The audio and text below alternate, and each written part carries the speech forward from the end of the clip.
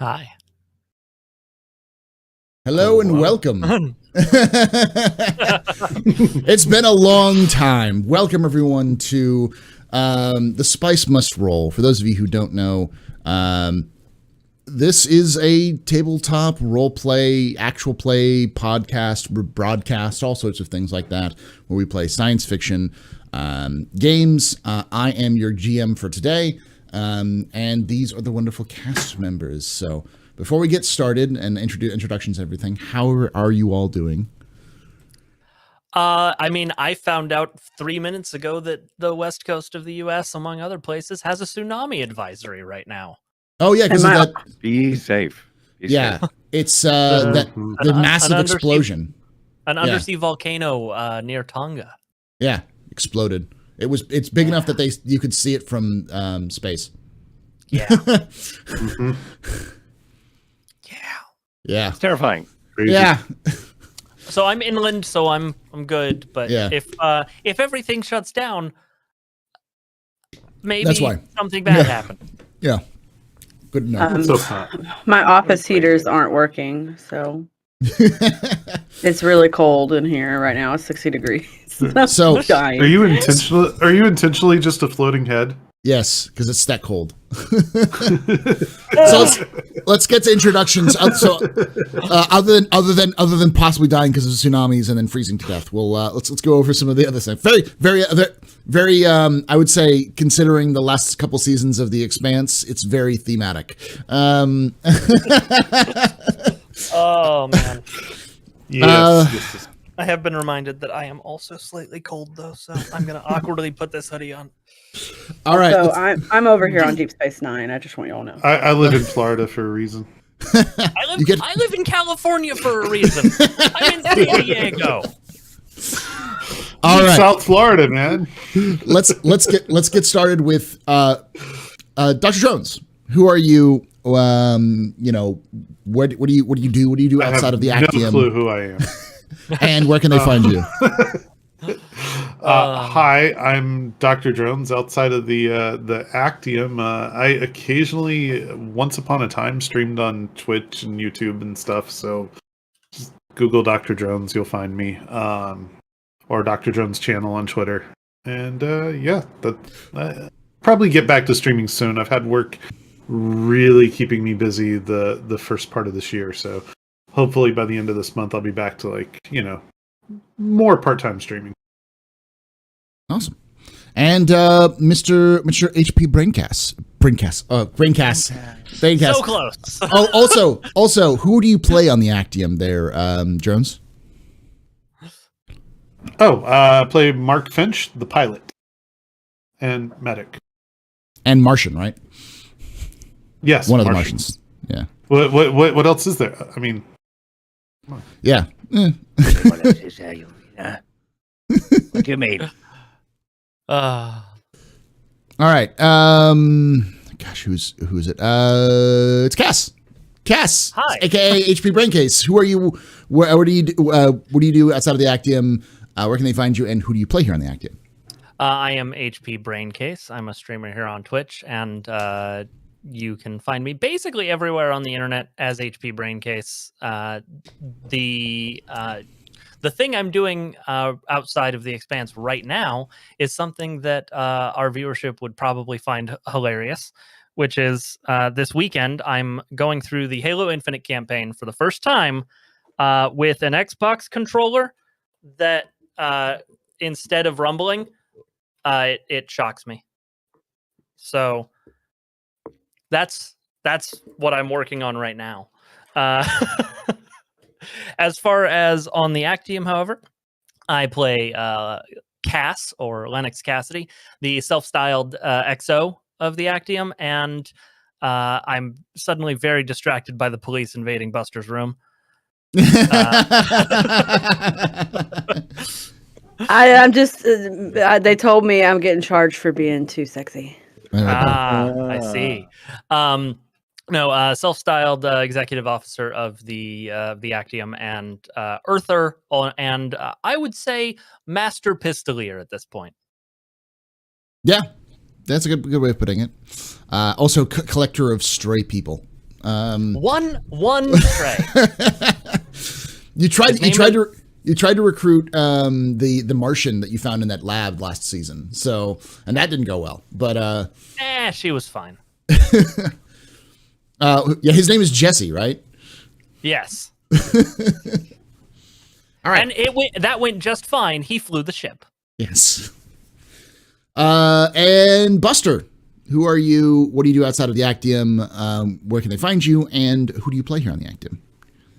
Hi, my name is Buster Destroyer. I stream here on Twitch. I play a lot of Star Citizen. I'm also in our other show, Star Trek Vasquez, with literally everybody except Mythomatic. Which one day. But one day. One day. What was it's been so long. What was the other question? Where am I? Find you? Where can I find me? Yeah, twitch.tv/Buster Destroyer, twitter.com/Buster Destroyer, Instagram Buster Destroyer, whatever. I'm out there. Just look up Buster Destroyer and you'll find me. It's Google. I'm a Google away. And then sorry, I'm so cold right now. But I play here on the Actium. I play Sloan Maddox, who is the captain of the Actium. She is going to lead all the people into peace one day. We all know this. Whether they like it or not. I'll take them to peace, kicking and screaming. So it'll be fine. Peace through indomitable force. Yeah. Yeah, and then I'll arrest them. You have too much fun with whatever that light is. It's one of those ring lights. It has a little remote, and I just keep screwing with it. Yeah, I have something similar. I have something similar for that. Yeah, I was talking about. All right, and last but certainly not least, Senor Mythmatic. Who are you? Hola. Who are you? Where can they find you? Or who are you? What do you do outside of the Actium? Where can they find you? And who do you play here? Hi, everyone. It's me, Mythomatic. Who am I? It's me. I'm playing Werner Highland. He is he's a Belta, a survivor, and a scrap fighter loyal to the crew. And likes to he's got a bit of a death wish, and it's been pretty fun to play him up till now. And I am certain in the future he's going to also be fun to play. I don't know why I said it like that.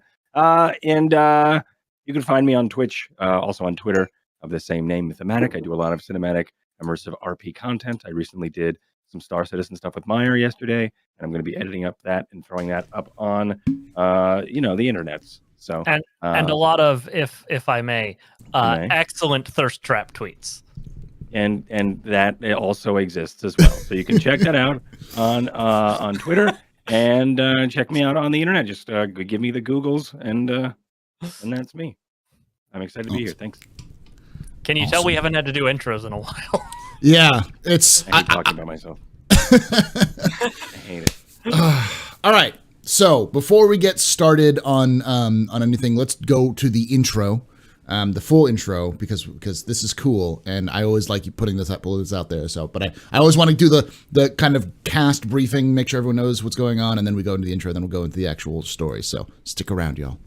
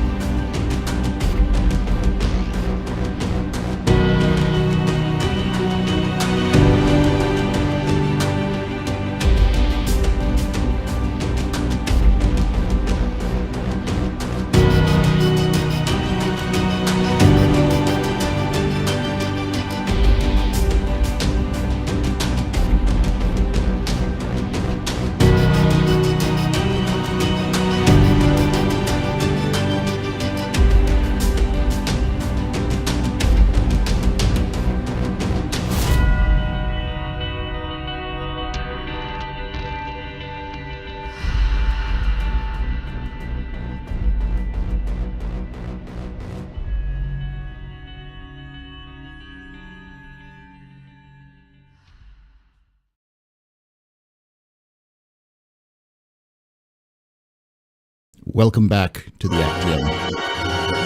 What happened?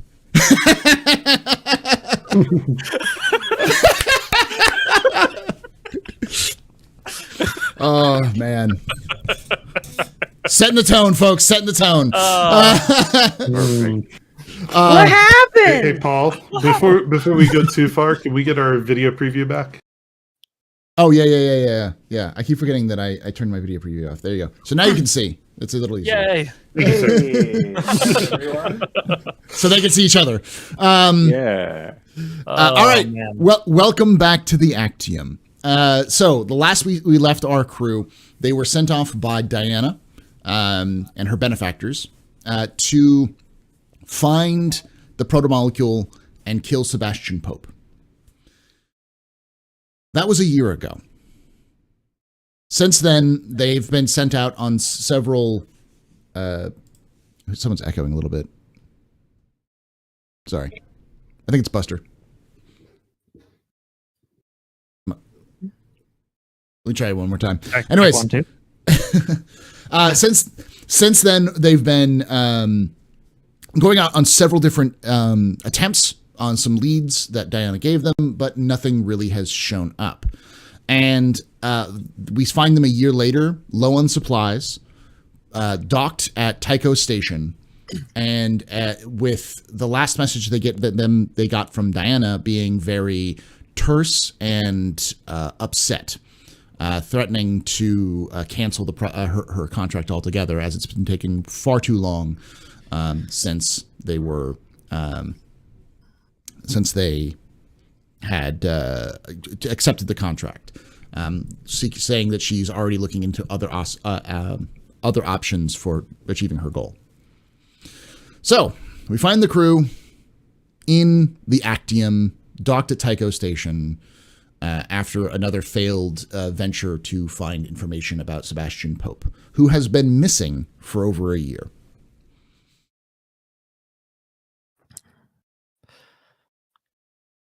What are y'all doing? I feel like Cass is walking back into the ship from another failed expedition of information gathering. He has spent the last year sort of using what contacts he has to worm his way into the world of sort of corporate criminality. That those sort of backroom conversations that happen where corporations are trying to hire people off the books, that sort of thing. So he walks in, he's wearing much nicer clothes than he did in the last season, because you got to dress nice to get into those talks. But he's like, as he's walking in, he's loosening his tie and taking off his jacket and just despondent about the fact that pretty soon he's probably going to have to dip into his savings to make sure that the Actium stays afloat. Yeah, you do not have enough fuel. Just so that you know, you do not have enough fuel to leave this station without paying for it yourself. Yeah, that's the situation. Cass is like doing the mental math because he's still got his savings built up. Like he hasn't touched his 401k. Let's put it that way. Yeah. But he's been reticent to use that for this venture because we're supposed to be getting paid. But at this point, he's walking in and he's just like pulling the tie off and jacket slung over his shoulder and just clearly upset that another conversation has not led to any information about Pope. Werner? Yes? Where would you be doing? in this whole situation? Yeah. So I think Werner is how public, or how I guess this is my question to the crew. How public is the information that we don't have enough money to get enough gas off of this station? And do we want off of this station? I'm assuming that Cass would be read into it, since he's sort of just decided he's the XO, and Sloan has mostly gone along with it. But he's probably not. He's probably advised against making that common knowledge to the rest of the crew. I would assume Jatan knows because he hacks into everybody's financials, Right. but isn't here. Yeah. Right. Oh, by the way, and the pilot would know because he's looking at the gauge. Well, you know, the ship is empty. You don't know if we have the money to buy more fuel. Yeah. Right. Okay. And so probably Werner wouldn't know unless Jata told him. Okay, and Jata's been in his room since you've pulled into Tycho Station, which is, a couple days. He's refused to leave. Every time you knock on his door, he says he's busy. And leave him alone. Yes. All right. And then you hear a shop vac, and it's just... I'm busy, don't come in. I'm adding an attachment to the drone. I think what Werner's doing, I think he's probably going to maybe make some sort of approach to someone, probably likely Sloan. Hey, boss man. Is Sloan here? Is Sloan here? I think she had to step away for a second. Never mind. He will make his way up toward whoever's on deck, I think, and probably just be like, "What are we doing here?" Probably. Would Mark? Would you be in on the ship still if it's been pulled in? I usually just tend to stay on there, so you're muted. Yeah. Oh, sorry. 90% of the time I'll be on the bridge. So okay. So yeah, you'd walk up to Mark and ask him, "What are we doing? Where are we going?" We've been here. Hey man, I just fly the ship. Very well. Just getting a bit antsy. We're on Tycho? Tycho, yeah.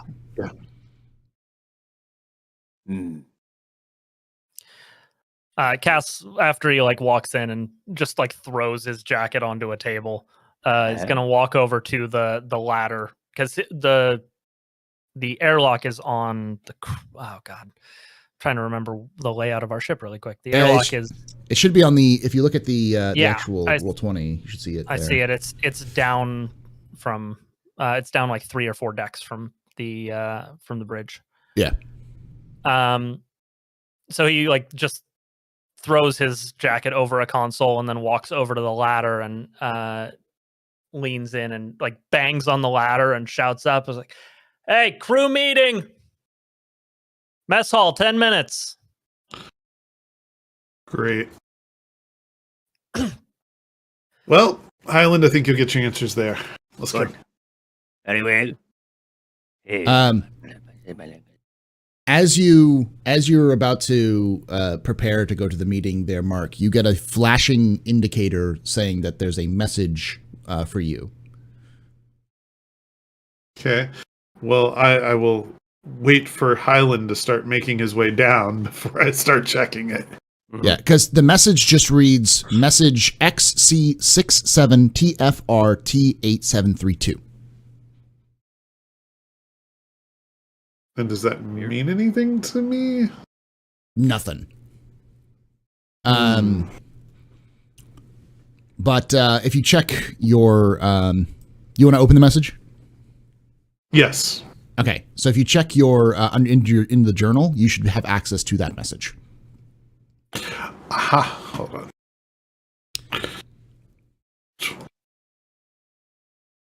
And I will pull. Oh no, I can't pull it up yet here, but. I see it. Mm-hmm.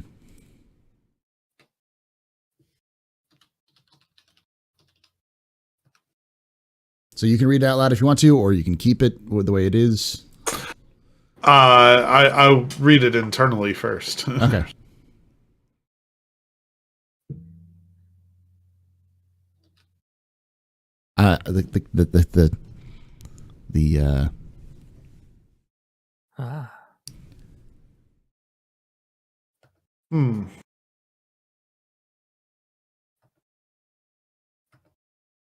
You recognize the name at least at the bottom of the message. Yeah, I do recognize that name. So this is something that I would share exclusively with Sloan. Okay. But yeah. All right, so we're still waiting on Buster to get back. So let's just say Sloan is out for now. We'll have a reason. So it'll just be the 3 of us in the crew meeting. Because then I go to the crew meeting to listen. What the hell is a crew meeting? Okay. So y'all assemble at the crew meeting in the, I'm guessing in the recreation area or in the kitchen? The kitchen. Okay. Because Cass is pouring himself a drink. He is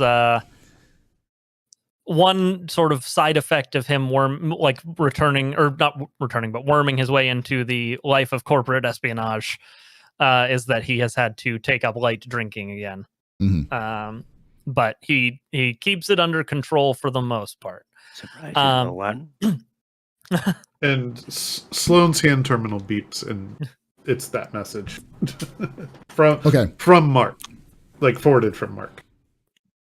Sorry, I kind of missed some of what was going on because the guy about the heater just called me. So okay. All right, we got started. It's great timing. Right. So let's before we get to the meeting, then let's cut to Sloane. Sloane, you are out of the ship currently because you've been called to the dockmaster's office because he's going to start he wants to talk to you about docking fees which aren't being paid, like basically a check bounced. The docking fee that was supposed to be paid by Diana was not paid by Diana, and so he's brought you into his office and is basically like, "Where's my money?" So where we pull up, you're in the office, and he's sitting there going, "How are we going to solve this situation?" Let me get my character sheet up so I can get inspiration. All right, how are we gonna solve problems? Okay.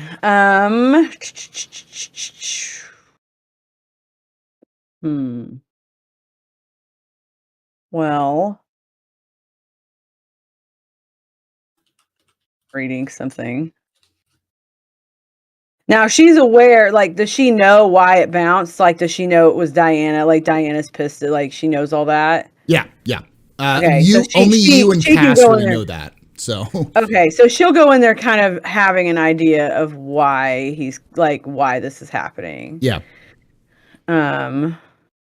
Sorry, I'm still looking at something. Where did that go? Oh, there it is. Okay.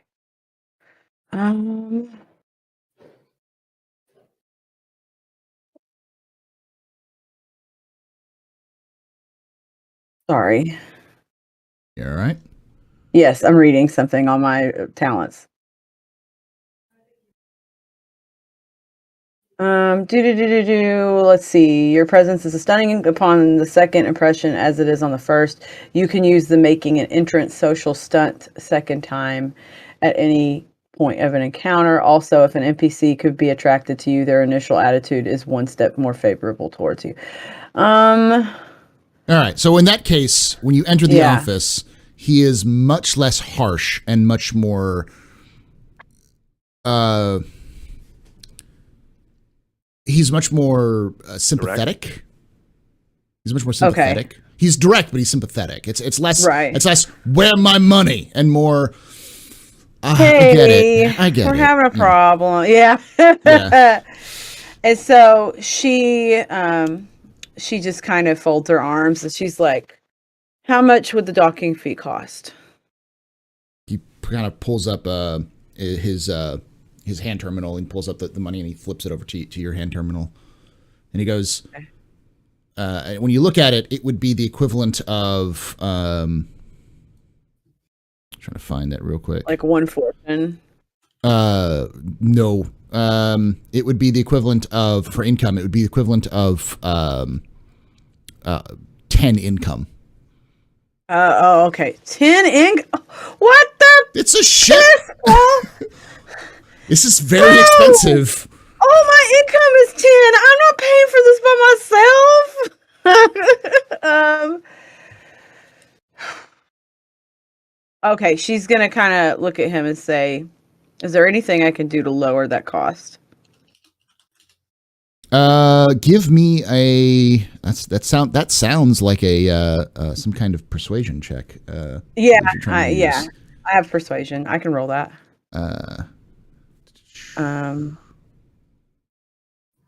No additional modifiers. What? Roll 20. Why are you acting up on me? It's acting funny. Yeah, it's been active. It does that. I don't know if it rolled anything. Did it roll anything at all? It did. I rolled a 13. Oh, that's my old check though. That's not the right one. That's not my actual persuasion check. Sorry about that, guys. Try it again. Guys. Yeah. My sheet's just being rude. Okay, here we go. Persuasion one more time. Submit. There it is, because now it's asking me for this, like if it's secret or whatever. Yeah. There we go. Woo! That's a little better. All right. Considerable improvement. Yeah. Trying to find the. Maybe he has something he needs done. You never know. Oh God, it's cold. Okay. I find the good. So he kind of sighs and goes, I am too much of a sucker for a good invoking face. All right, I'll cut you some slack. I can give it to you for effectively 8 income. But I need someone to help get my son back on track.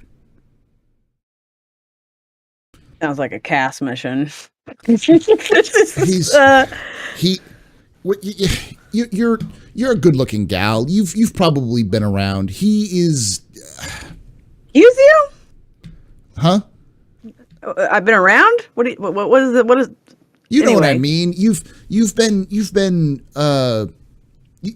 places. Seen the universe. I've been to places. You're a captain of a starship. I assume that you have plenty of interesting missions or not starships. It's captain of a ship. I'm sure you have many adventures and many in all sorts of adulty things. My kid is 19. He plays nothing but video games. He stays in his quarters and refuses to leave.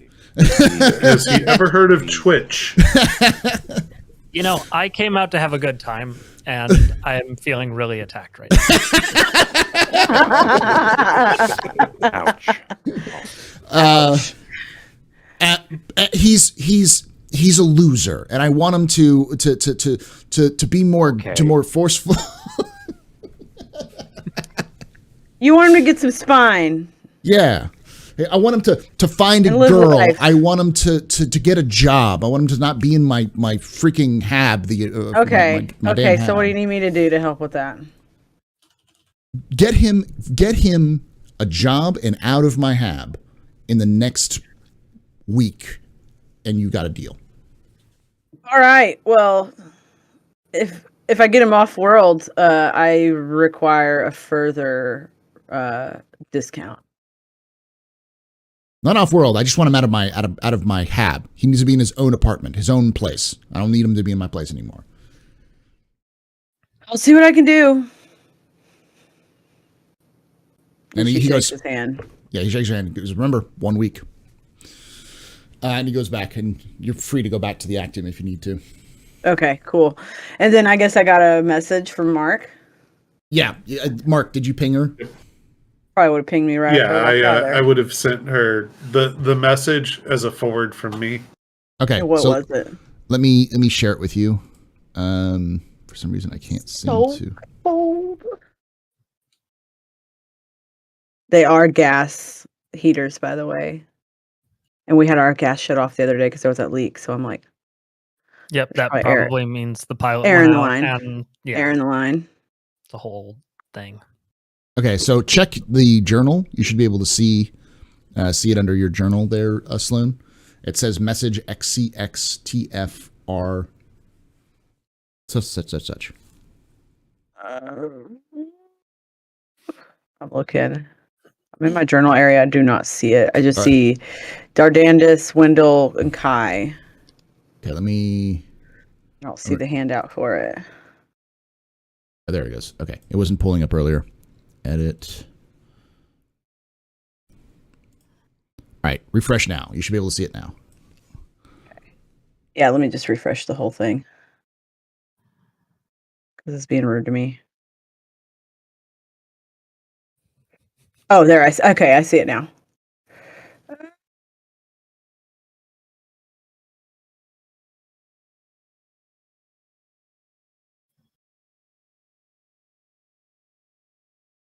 And by the way, Paul, if I see the message within the message, would that be something I need to roll for the character, or do you personally see the message within the message? Because if you personally see within the message, then yeah, you can. You don't need to roll for anything.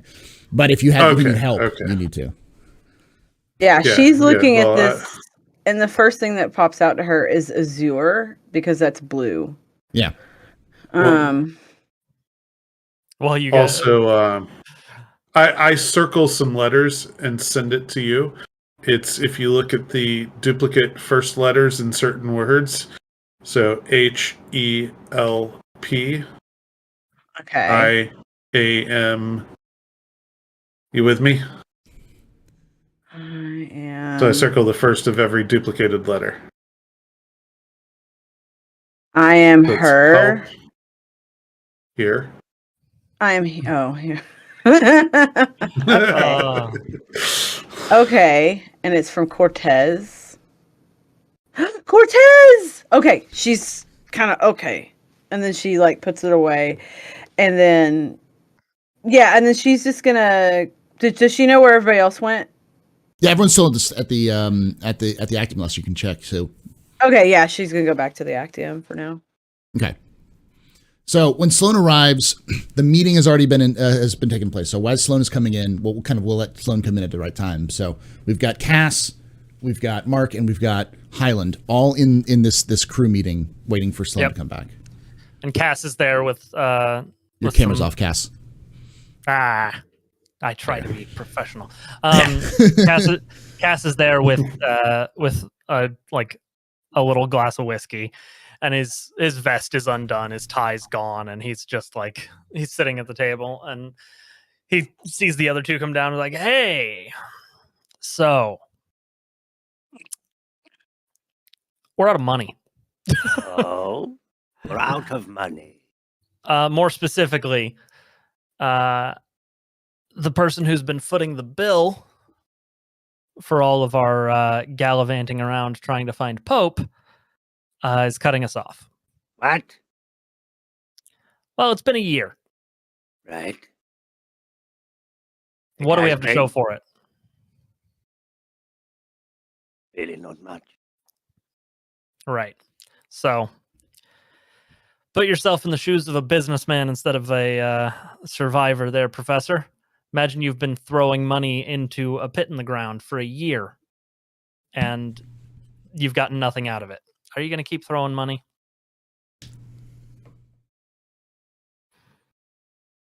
So do we have any, I guess, normal jobs lined up? I mean, I've got a stash put away I can use to get us off station if we decide to go that route. But right now... Well, if we're leaving, we should leave for a profit. Yeah, that's kind of the point of the meeting. I don't have anything on deck yet. And I don't want to... I don't want to cast off if we don't have a direction to go either, but we're also sucking up docking fees every single day we're here. So we need money. We need money. We need a job. Ideally, we need a lead on Pope because the final payout still stands if we can get our hands on him. But at this point, that seems like a shot in the dark. And he slams the whiskey back. Have we checked the station job boards to see if anything's up our alley? No, there's nothing there. I'll just say that. There's nothing. Yeah. Okay, worth a shot. Yeah, I mean, no, everything that comes up on these boards is either local to the station and not enough to fuel a ship, or let's just say in specialties we don't apply to. Like, we're not exactly an ice hauler. But we can be. Not without a massive retrofit, and who's going to pay for it? Starts pouring another drink. Not a really big retrofit. A couple of straps and a good ingenuity, and we can do it. That sounds like a great way to get ourselves killed. Well, it's a great way to make money. I mean, especially the more dangerous the job, the more money we get. Which is also an idea. A dangerous job. I'm open to ideas if we've got anything. Like I said, I can cover the fees up to this point because I'm assuming he's seen the ledger sheet as well. Mm-hmm. It's like I can cover the fees up to this point, and I can get us fueled up. I can get us some cheap food. But until we know where we're going, we're kind of stuck. I could definitely pitch in, but like I said, the idea would be is that we're leaving to go do something to recoup our losses. Oh, I 100% agree. That's why we're here. I can reach out, but I didn't want to commit to anything on the crew's behalf. I mean, I've spent the last year. What's the cap think? I was hoping she'd be here for the meeting. Frankly, I can't read her mind anymore. Never could. And then I walk in at that very moment. Well, they can hear the airlock cycling. The warning, airlock cycling. No, they're not paying attention. Oh wait, no, you wouldn't have the airlock cycled anyways because you're docked, so it would just be open. We're docked. Yeah, and it would be opening and closing 2 decks below us. Yeah. I walk out. I walk up, and they're like, "Oh shit!" Yeah. About that moment, she climbs out of the ladder, climbs up the ladder, and comes back over. Captain. Well, I'm getting us a reduced cost on our docking fees, but we have a week to pay up. Fantastic. I read the boys in on the fact that we're out of money. Yeah, so we need to make money while we're here, everybody. I have a thing I have to do just to get our discount. I have to find some 19-year-old a job in a week. And where are we? He looks at things. We're Tycho. We're Tycho. Yeah. We should be able to make some work. We should probably find some work here in Tycho. I'm sure we can. The job boards are dusty right now. Yeah, but there's plenty of people who need something that aren't on the job boards. Who needs something that pays enough to fuel and dock a ship? That's the question. That is a good question. Well, where are we on our Pope investigation? I mean, that's the root of all of this. From what I understand, is that why we're not getting paid? I came up empty again. Perfect.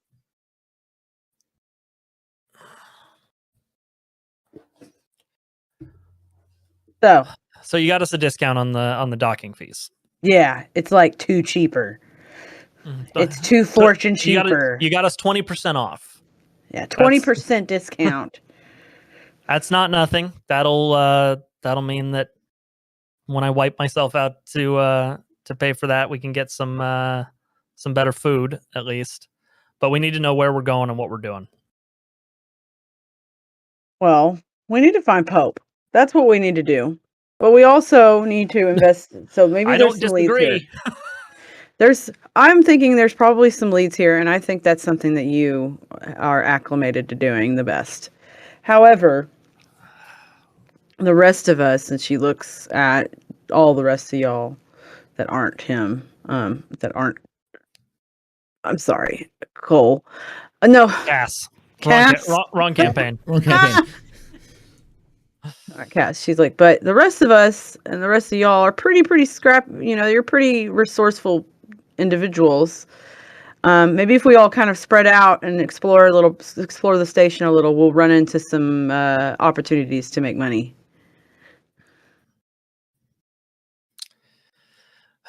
I hate to say it, because it's dumb to get involved in anything like this, but Highland. Yes? Can you reach out to your OPA contacts, see if they have anything that needs to be moved quietly? You'll be a contact. It's funny. We've got an empty cargo bay. Look, I know you've pissed off a lot of people, but maybe some of them still respect you. Well, of course I do, but I'm not sure they're going to give us a job. I mean, I'm not the guy to talk to about OPA. What? That was probably maybe, you know what? Yeah. And he's going to try to... Just try and get them to offer you a job that's likely to get you killed. Then they'll jump at giving it to you. It's a great idea. All right, very well.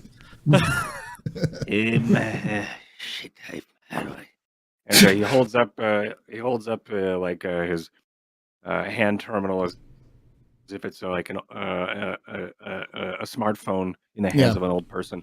How do I just put that? I wait, maybe a moment, maybe.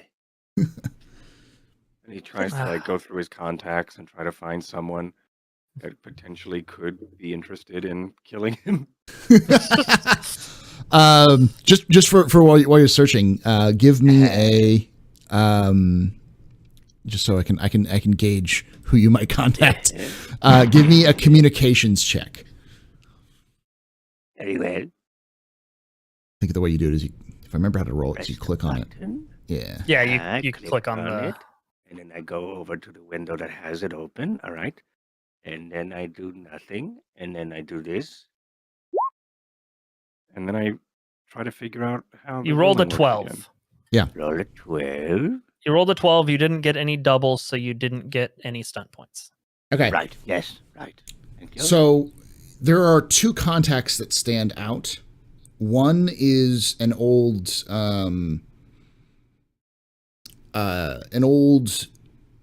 buddy who managed to survive a ship you were on with you. Who last you heard had something to do with a trading company. You also know that you left him to die in a escape, or in a kind of remnants of a ship the last time you saw him, and he survived. And he reached out to tell you that he survived, and lots of middle finger emojis. When all right. when he survived. It was the bitch I lived tweet. Yes. And the other one is a man by the name of a cat. Meow. Very, very angry cat. The other one is a man by the name of Inigo Langley. Now, Inigo was a cell leader who used to give jobs to you when you were kind of on the low, OPA cell leader. Last you heard, he went straight and is now an investment banker. Basically, he just invests in businesses and startups that are starting from Belters, and he's here on Tycho. He doesn't necessarily want to get you killed, but he is very much someone who knows that you are good for doing dangerous stuff. What? All right. I think as he looks through his contacts, he sort of mumbles all this stuff. Okay. What was his name? Inigo what? Inigo Langley. Inigo Langley. Is there any chance that that's a name that Cass would now recognize? Yes. All of you would have heard of him at some point, but Cass, for sure, you've known Inigo. Because like that sounds like the kind of people who would be adjacent to who I've been rubbing shoulders with. Yeah. Yeah. Wait, you know Langley? A little bit, eh? Well, shit, if he's got anything for us, at least he's got the capital to cover it. He does have the capital to cover it, but I'm not sure if he wants to be dead. That's the thing. There's someone else here with the middle fingers. I mean, let's be clear here. If we can get a job from somebody who doesn't want you to die and will still pay us, I'm wide open, Highland. And I assume, Cap, that goes for you as well? She's silent in distant thought. She's thinking about helping a 19-year-old butter up his resume. Yeah. Well, I mean, I have his contact information. I'm not sure if you want to get a meeting with him. Is good? Yeah, see if you can set up a meeting. Maybe he'll have something for us. I am not a secretary. You can do it. Then send me his contact information. Anyway, there you go. And I swipe and I. God damn, Professor. Hey, hello. I think I am. Does this sound good to And you, I'm Captain? just still staring at this message on the hand terminal, by the way. Okay. Just glaring at my hand terminal. Let's cut to you, Mark. What are you doing with that message? Oh, I'm glaring at it. I've tried shuffling letters around, and I think finally I've come to the conclusion that this is beyond my skill set. So I'm going to send it to someone else who isn't physically here, but has a hand terminal, has probably 1,000 hand terminals, and say, I know you're busy, but can you help? This is somehow encrypted, and I'd like to know what it says. And I send it over to Jata. Okay. So you get a response back and from I just Jata. wait. You get a response back from Jata, which is just an automated response of I am out of the office. I am busy. Call back later. And I reply to the automated response with I'll pay you. And then he's gonna sit there after you say that. He's gonna sit there and like pretend that he really doesn't want to do it for 5 minutes before he's like, fine. Yeah. It's kind of typical Jata. Strangely enough, when you offer to pay him, he goes, "I said I was busy." That was it.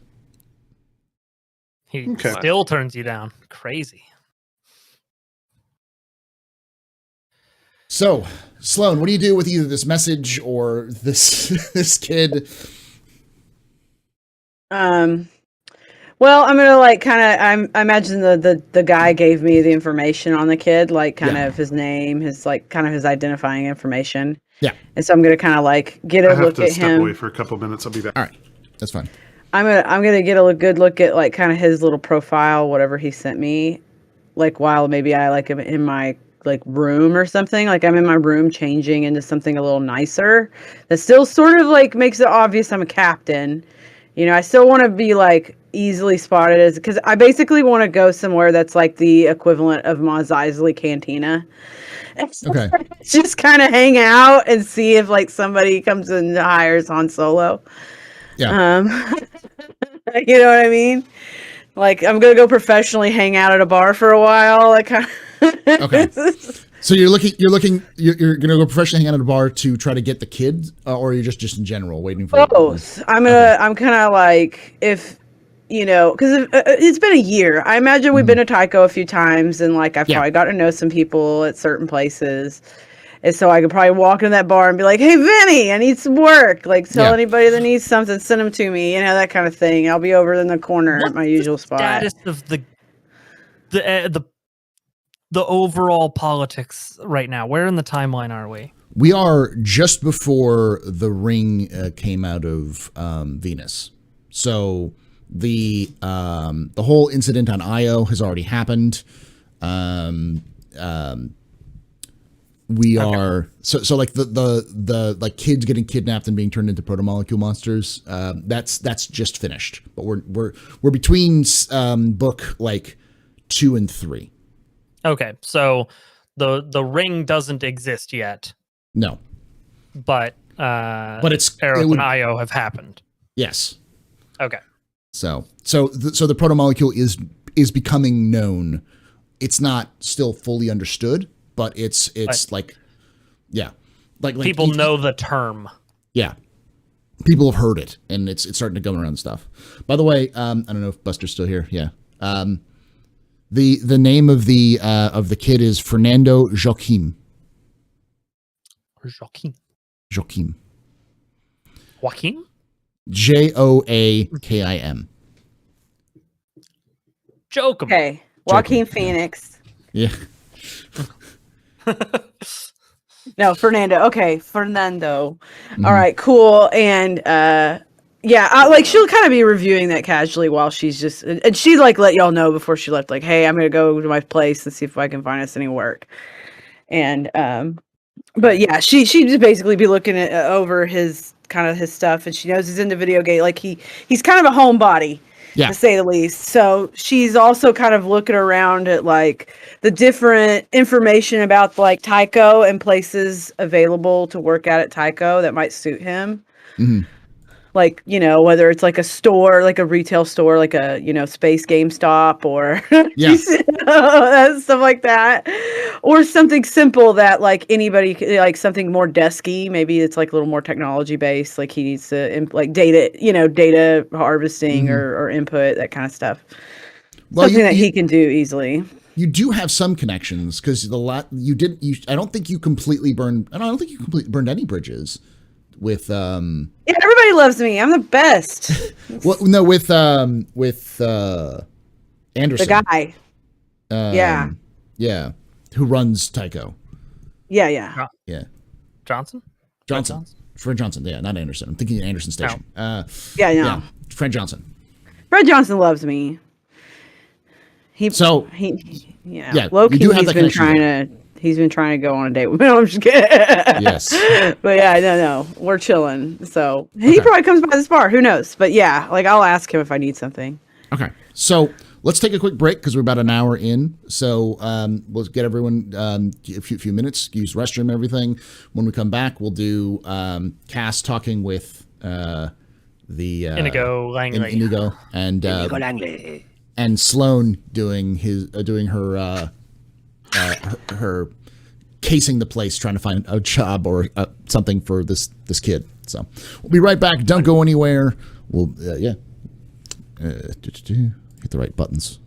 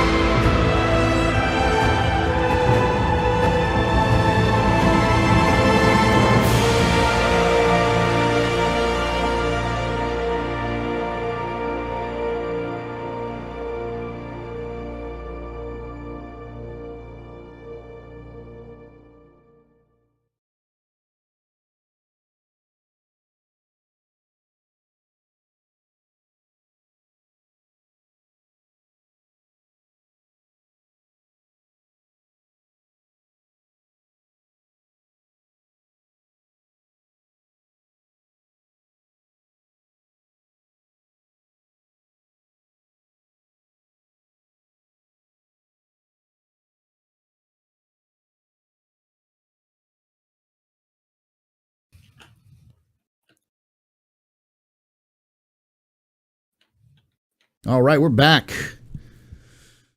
What happened? All right. So let's start with Sloan. Sloan, you're in the bar. You're trying to pick up contacts. You're trying to, see if you can get any kind of information, right? Yeah, contacts. All right. Yes.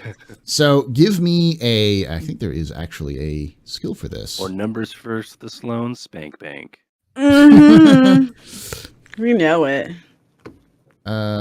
Spank bank. Get up real quick. It's probably under communications, I'm guessing. I have deception, leadership, and persuasion as focuses, but there are focuses like. Yeah, I'm trying to find the good focus because there's definitely like gathering information. I have evaluation, but that's like knowledge of goods and art and valuables. Investigation is a communication or is a focus under communication. Yeah. So I'll just roll a communication, maybe. Yeah, and roll me a communications check. Okay. What did I roll? I have to scroll down to see it. I got a 15. 15. That's actually pretty good. So you're able to mostly get a right here. You're able to get most of your contacts to discuss you. Unfortunately, most of the contacts are not very, like, they don't have any money or any kind of jobs. Yeah, they're not reliable for what I need at the moment. Yeah. But there is one which someone at the bar kind of tells you that they've been hearing a lot of movement, a lot of something's going down with the Mormons interplanetary group since the loss of the Nauvoo, since the Belters have basically been it's ours now. They've been scrambling to find out something to do with their interplanetary group, or their interstellar group. I'm sorry. Which is headquartered on Tycho. So they're definitely there's something going on with the Mormons that you may want to talk to them about, because they may have something that would be up your alley. Is basically what they say. As for Fernando, the bartender, it basically kind of says, I could use a stock boy, bar back kind of thing. Yeah, because she would have asked the bartender, like, hey, you got a job for somebody? She just is like, okay, I'll keep that in mind. I'm just investigating various avenues of opportunity for him. But that's a start. And she just kind of puts a note in her little, I want to call it a pad. I'm still in I'm so in Star Trek world in my brain all the time. Yeah. Hand terminal, Moby Glass. On her hand terminal, she goes ahead and she kind of like notes that down as like she's got like a going list for him, Mm-hmm. And then she, she hangs out for a little longer, and then she says her goodbyes. Okay. She's kind of gotten what she's needed, and she's gonna go track down that person you're just talking about, the Mormons. The Mormons? Okay. Because they won't be at the bar or the coffee shop. So let's cut back to Cass. Cass, would you and Highland or Mark or Highland, would you be going with Cass, or would you have Cass go alone for this mission? I think I would probably go with him as well. Okay. I'm gonna take off in my own direction on Tycho. Okay. So Cass and Highland, you get a chance to you get a message back, an emphatic message back from him, because you leave a message with his secretary, because he's a very busy man kind of thing. So he calls back, or his secretary calls back, or sends a message back saying that they would love to talk with you about job opportunities, because he's heard a lot about the Actium from the people he knows, and he knows it's a very reliable ship. So he's very willing to talk about setting up some sort of Well, now I have to go to this meeting to find out who's been lying about us. Right. That's exactly. So Cass straightens himself back up. He doesn't put the tie back on, so now he's got the button-down shirt and jacket, but no tie, and the jacket's open look. Yeah. the early 2000s. I'm a tech guy. Tech guy who does business look. Yeah, the look that could either be businessman or bodyguard. Yeah. Right. All right. Myth and Cass, or sorry, Myth. I'm sorry, and Werner Highland. and Cass. Are you all just going strapped? Or are you going without any stuff? They know. I probably keep a Kilos pistol on me. Okay. Like, while I've been going to these meetings, since I'm sort of in the like corporate underbelly, I take the ostentatious pistol. Or at least Cass thinks he's in the corporate underbelly. Well, no. I'm not in the criminal underbelly. I'm in the corporate underbelly. It's a totally different thing. Yes. All right. So you get to his offices, which are they're plain but gaudy. It's the best way of putting it. It's the way that somebody from like how poor people see rich people, like what they think rich people are. It's like the set of The Apprentice. Yes, gold inlaid, but because this is the belt, it's not like gold. It's like real wood, like right. real like, wood. The kind of place my pistol would fit in perfectly. Yes, like real. It's like real wood and like marble and like it's right. Lots of stuff from Earth, like just random bits and bobs from Earth. It's not even like necessarily valuable. It's like antique Coke can, kind of thing. But it's the fact that you shipped. I don't know. That's pretty valuable. Yeah. The fact that it's somebody spent the money and fuel getting this off planet and now it's here. Yeah. Kind of thing. Yeah, definitely.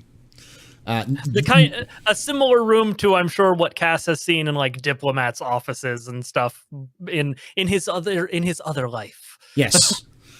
And you see a well-dressed, well-meaning woman who sees you come in and says, "Oh, welcome. You must be Cassidy." Lennox Cassidy. Nice to meet you, man. Yes, Mr. Cassidy. Yes, and this I have not been the pleasure of meeting this gentleman. Who are you, sir? He points to you, Highland. I'm with you. Yeah. After that pause, it's like this is my associate. Werner Highland, he's a crew member on the Actium. He understands some of the intricacies of our business as well. I figured he would be useful in the conversation with Mr. Langley. Welcome. Old friends with Inigo. Oh, you're an old friend with Inigo. Oh. Yeah. I'm sure Mr. Langley would love to see that. That's so exciting. Come on in. Come on. He's waiting for you in his office. This way. Cass just looks at Highland. Okay. Nothing. And wait. Then he follows. So she leads you through, again, ostentatious hallway, stuff that's like the walls are wood paneled and not fake wood panel, but real wood. And there are actual like shrubs and bushes and tiny like bamboo or not bamboo. Yeah, bamboo trees and stuff like that are like planted in pots around the place to make it look like, it's what you would imagine a standard office is like today, but like for them it's this like this big. As we're walking down the hall, Cass does like stop at one of the shrubs and just like gently rubs the leaf between his fingers. Yeah, it's real. And that kind of it's just a moment of nostalgia for Earth. Mm-hmm. And then he walks through. So you all enter this office. It's big. It's like, hey, I've got a big office and a place that space is at a premium. So it's like his desk is at the far back. The door leading in is it's like an old conference room that was turned into an office. So he's got this big wood desk, like mahogany desk, like a bookshelf behind him with books. Yeah. And paper books. Like paper books, yeah. And he stands up, he kind of adjusts his tie and goes, Mr. Cassidy. And is that I see that face. Bratna. Is that Highland? Oh, it's good to. Hey, No. How you doing, Pampa? I will. How you been? And then we start to then transfer into Delta. Yeah. Cass just like smirks and folds his arm and lets this happen because he loves this shit now. Yeah. Essentially, he kind of constantly goes like, it's like trying to do the niceties. Like, I've not seen you in forever, you old pirate, and. Hey, how are you calling a pirate? Why I was. Yeah. Hey, once a freedom fighter, always a freedom fighder. Yeah. It's all fake. Like, he's super phony. Like, you can even hear in his accent that like he hasn't used Belter Creole in like a long time. So it's actually hard for you to follow along with his Creole. So, and then he goes, but before let's get back to the business at hand. Come, take a seat. You were inquiring about a business opportunity. Absolutely. The Actium and its crew finds itself, for lack of a better term, unexpectedly available at the moment, and as I'm sure our reputation precedes us in all manners that I would expect it to. And Cass like chuckles off that the Actium has a spotted history. Yeah. What the hell is that about? He just looks at Highland. Anyway. Sorry. No, it's fine, Professor. I'm not going to give up on that nickname, just out of character. Cass is going to continue calling Highland Professor. Yeah. But I figure we are available, and the line of work you find yourself in, you may know people who are in need of the services of a ship like the Actium. I figured we might be able to work out a fair deal. Obviously, we wouldn't want any sort of charity handout. This would be a deal that we would hope would be profitable on all sides. Of course. I have heard a lot about the Actium, and I've heard good things. I've also heard some bad things, but of course, as I also have a checkered past, as Werner will tell you. So I understand that not everything is necessarily true. And the parts that are true are in the past. Certainly. So I have an opportunity for you, given your checkered past and your current situation, that you might find profitable, and at least would help me out a lot as well. Well, I'd be lying if I said I wasn't excited to help out an old friend of the professor's here. Well, I'm going to put it very frankly. That's what he's talking about. It's me. I'm the professor. I got that, Werner. Thank you. All right. So, a man of my status has a lot of clients who not necessarily clients, people who I have paid significant amounts of capital to get them off their ground with their ideas. Some very promising ideas, some, let's just say, less than honest ideas that I find myself on the shorter end of said stick. Invested in perpetual motion, did you? Something like that. But I do have a lead on one of these not so subtle business friends. And thankfully for me, they are no longer breathing air. We'll just say that. Unfortunately for me, are they breathing? Vacuum, Werner. Oh, they're breathing right. vacuum. That makes sense. All right. Unfortunately for me, that same vacuum also contains the money they owed me. Well, not really money. Product they owed me. So you need a repo crew. It's not so complicated as that. It's a simple salvage operation. At this point. Yeah, salvage operation. Salvage operation. There we go. Now we're talking.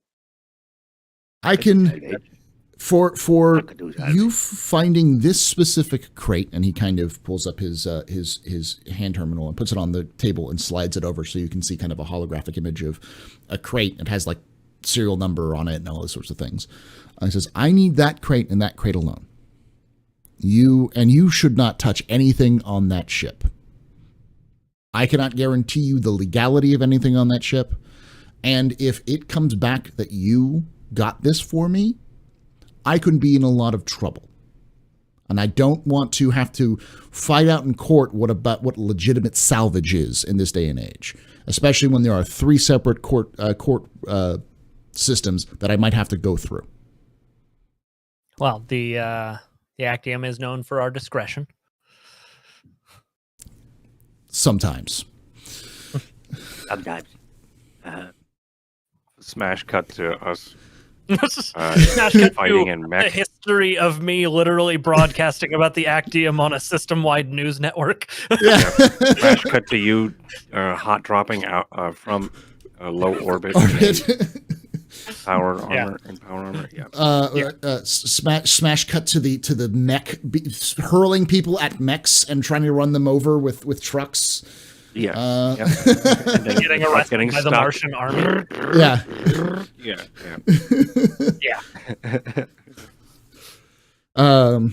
So you need this crate, and I assume the contents of said crate are to remain confidential.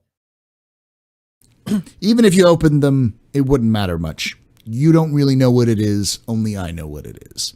I wouldn't touch it because I have no idea what they've done to it. So it's probably best for your own health and safety to just pick up the crate and bring it back here. Excellent. Are there any other, for lack of a better term, interested parties that we should know about? Likely many, but I don't know who they are or where they are. You see, my former associates have done many bad business deals similar to this one with many different folks just like myself all over the system. So fantastic. And how public is the knowledge of the location? As far as I know, only me. I was given this information by an old friend of mine who knew I was looking for the ship, and he had discovered that the wreck of the ship was somewhere near a rogue asteroid. I don't know how many other people have spotted the ship, but it hasn't been registered on any official wreck sites yet. Understood. So, to put it lightly, this may be a time-sensitive matter. Possibly. All right. And all that being said, what are we looking at compensation-wise? He kind of punches in some numbers and kind of looks it over to you. I can give you half up front and half upon completion. But if you burn me, I will make sure that the next crew I send out is sending after you. Oh, let me be clear. If you're sending the Actium to collect on a lost investment, the last thing we want to do is become another one. So the effectively he's willing to offer you 4 income up front and 4 income at the return. Okay. So basically this job would cover the debt we currently have when complete. Yeah. So we'd be fronting and then coming up 0, but not like we'd break even, but that's better than being in debt right now. Yeah. This seems fair.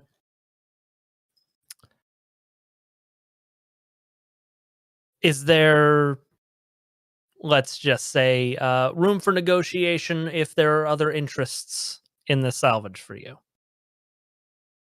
Possibly. If let's just say if you can find a specific remains, there is a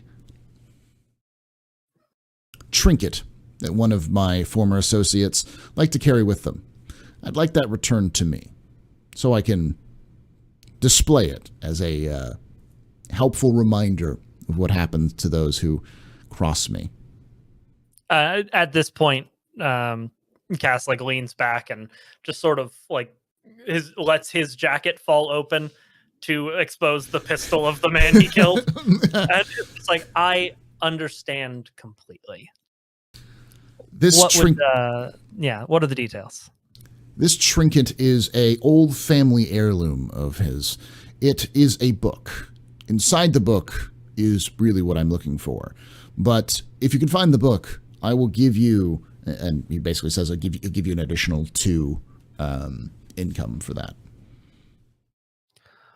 Well, Mr. Langley, I think that you've offered fair compensation for the task at hand. Hopefully, we don't have to renegotiate for hazard pay at the end of things, but we'll see where things go. And Cass stands up and extends a hand. Yeah, he stands up. He kind of adjusts his suit and takes your hand, shakes it, and then nods, and then looks over at you, Werner, and extends his hands again. He goes for an inner handshake. Yeah. He grabs your hand and like really squeezes it, Werner, as he shakes it, and goes.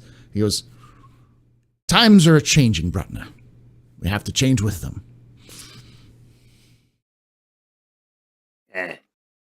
Well, I turn and walk away. Okay. I'll make sure to leave a way to contact the Actium once we're underway with your secretary, and we'll be in touch. Pleasure doing business with you. I assume he had like a pad or something with the data on it. Yeah, he sends you the information. It's a pretty simple. It's I'll put down the serial number here, but it's item number XGT6743 on the manifest. 743. All right. And with that, Cass makes his exit with just sort of a mental note that this guy likes earth trinkets, and to keep that in mind when he gets back to his suitcase. I will also make my exit, but I will be disgusted at this man and his liking of the earth trinket. Literally, as we leave, Cass does turn to Highland and just go like, "What an asshole!" Yeah.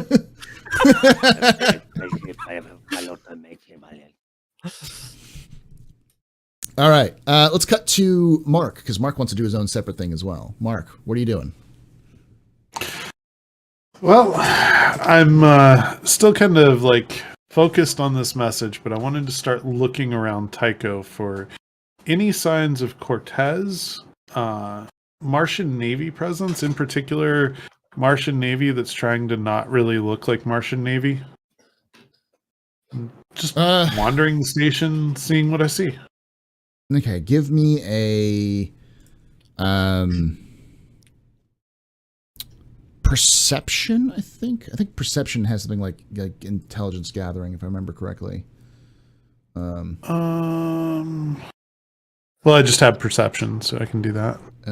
Yeah, but let me double check the... Investigation is communication still. That would be like if you're asking around for information. Yeah, that's what it would fall under communication. Okay. I'm not asking so much as I am observing for signs of something. Yeah, so I don't know if that would fall perception. It would be perception. Well, you can use seeing or intuition or searching. Just perception. Nothing special under my perception. Give me perception. You got it. Secret submit. 15. Or no, sorry, 9. I read Sloane's before mine. 9. 9. Okay. Yeah. Based off of your look, I mean, it would be rare to see Martian Navy in Tycho Station at this point in history, just because the OPA is fully up and running, and nothing that even seems like Martian related. There's some Martian ships, but no Martian official government stuff, and none of the ships look like Martian ships, if you know what I mean. They're not. There's nothing in there that's like a screaming, "I am a Martian intelligence ship," kind of thing. At least not to you. Yeah, Martian intelligence wouldn't fly a Martian intelligence ship. That would be stupid. There's no Ross. That's the decoy. Yeah, there's no ship that's you're sitting there going, "Wow, that ship has an awful lot of scanners for a ice hauler or or transport hauler." Nothing like that. So. No, I was thinking more people and less ships. There's places like where I'm walking around. Yeah, there's places where you can find like Martians, but no one that you can find who you can tell is Martian is it really looks like any kind of official capacity. Okay. All right, then I'll just do a couple of rounds around the station before making my way back to the ship. Okay. And the other question was about Cortez. Yeah, anything that might lead me to, and I'm glancing at this message as I'm looking around to see if anything like jumps out. One thing that jumps out, give me an intelligence check. Okay.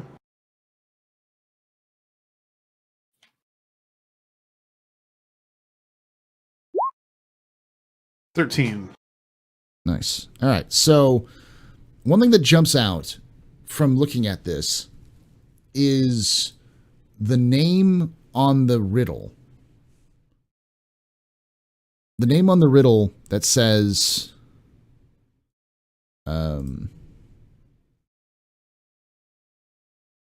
So it is a riddle.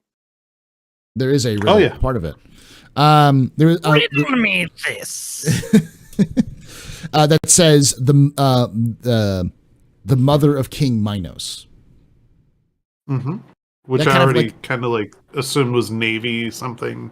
Yeah, it burrows into your brain a little bit, and you kind of remember something about that Jupiter's moons are all named after Greek people, like Greek mythological figures. Dealing with Zeus, and you remember something about Minos and Zeus from way back in schooling. Something clicks there. There's something that you think may have to do with Jupiter. And the other thing is Tharsis. You know Tharsis pretty well. Tharsis is a location. Yeah, that's on Mars. Yeah.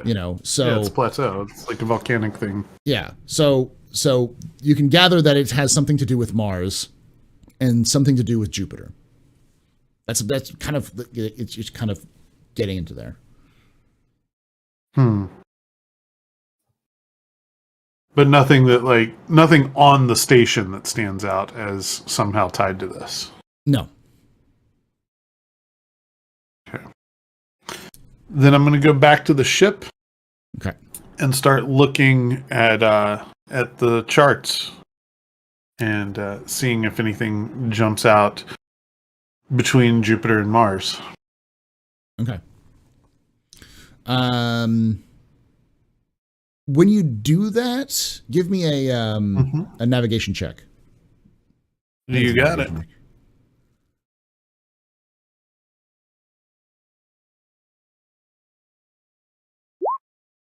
18. Oh, nice. So yeah, because you actually have navigation. I do. So one of the things you pops up in your charts that you remember, it kind of comes clearly, is the mother of King Minos in mythological history is Europa. Ah. So it has something to do with Europa and possibly something with Tharsis. Are there any known stations around Europa that would be more Martian than anything else? There's a couple of there's a Martian station. There's no Martian stations in Europa. That's the thing. Europa is mostly UN. Okay. It's actually almost entirely UN. But there is a couple of stations above Europa. There's a lot of stations since it was once attempt, like it was a big. It had the initial surge of colonization, was first focused on Europa until Ganymede became more of a breadbasket because of its better radiation protection from its natural radiation protection. So most of Europans live underground because they can't really live on the surface. Yeah. But so as a result, there's a lot of old stations, some pieces of stations that are still in orbit, some stations which are been abandoned, some stations which are still used off and on for research purposes or for like if there's a high traffic reason or like an emergency, but not much. There's, maybe like 6 stations that are not used with other than the main kind of orbiting station that exists around Europa. Okay.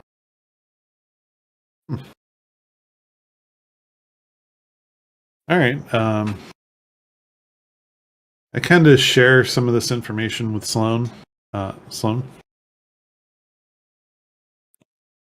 Yeah. Oh, you are there. Yay. So basically, I just reiterate all of that the mother of King Minos would be Europa, and still haven't figured out what the whole message means. And you, of course, being Martian, would already know Tharsis. I wouldn't have to tell you that. Yeah. And then that last sentence, I have no clue. Okay. One thing that does stand out about that last sentence, by the way, that last sentence that has those kind of weird words in it, the first thing that jumps to your brain. Those are actual words. Those are words, but they're very rare words, right? You remember when you wouldn't normally use them. You remember when you were in the Martian Navy, there was this old scuttlebutt that was going around most of the Navy, where Black Ops crews would have special codes they would use to try to tell other Martian ships to piss off if they were in like undercover operations or something like that. So as kind of code words. You never knew really what those code words were, but like some people had crazy ideas about these names and such, but it was never really confirmed. It was mostly just scuttlebutt. So donkey balls. Yeah, that's the famous one in the series is donkey balls. But so they may be telling us to just leave. It could be telling you to leave, or it could be code to tell you that it's legitimate. You have no idea. Got it. It would be weird. It'd be weird for them to be sending you a message to leave when you're not even there. So, yeah.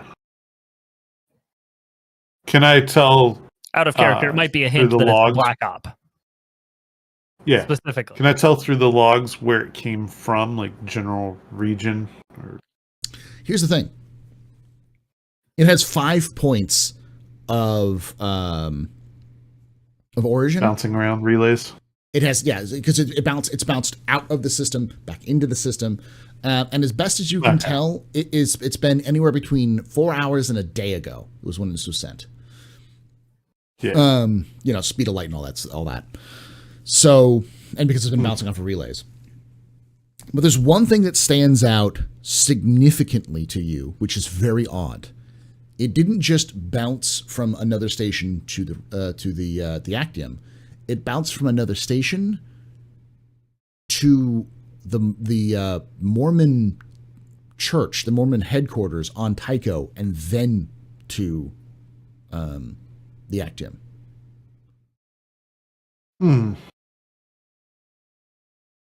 That's interesting. Which looked intentional, like based off of because like the message is bouncing all over the place and it's just random bounce. But then it bounces to Tycho to the Mormon headquarters and then to the Actium.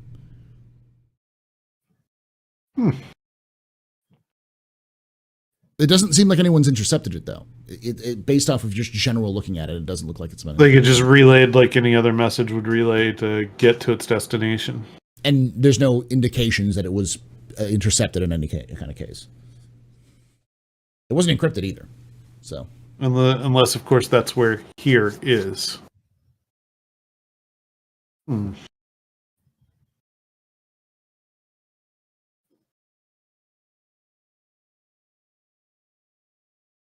What do you think, Cap?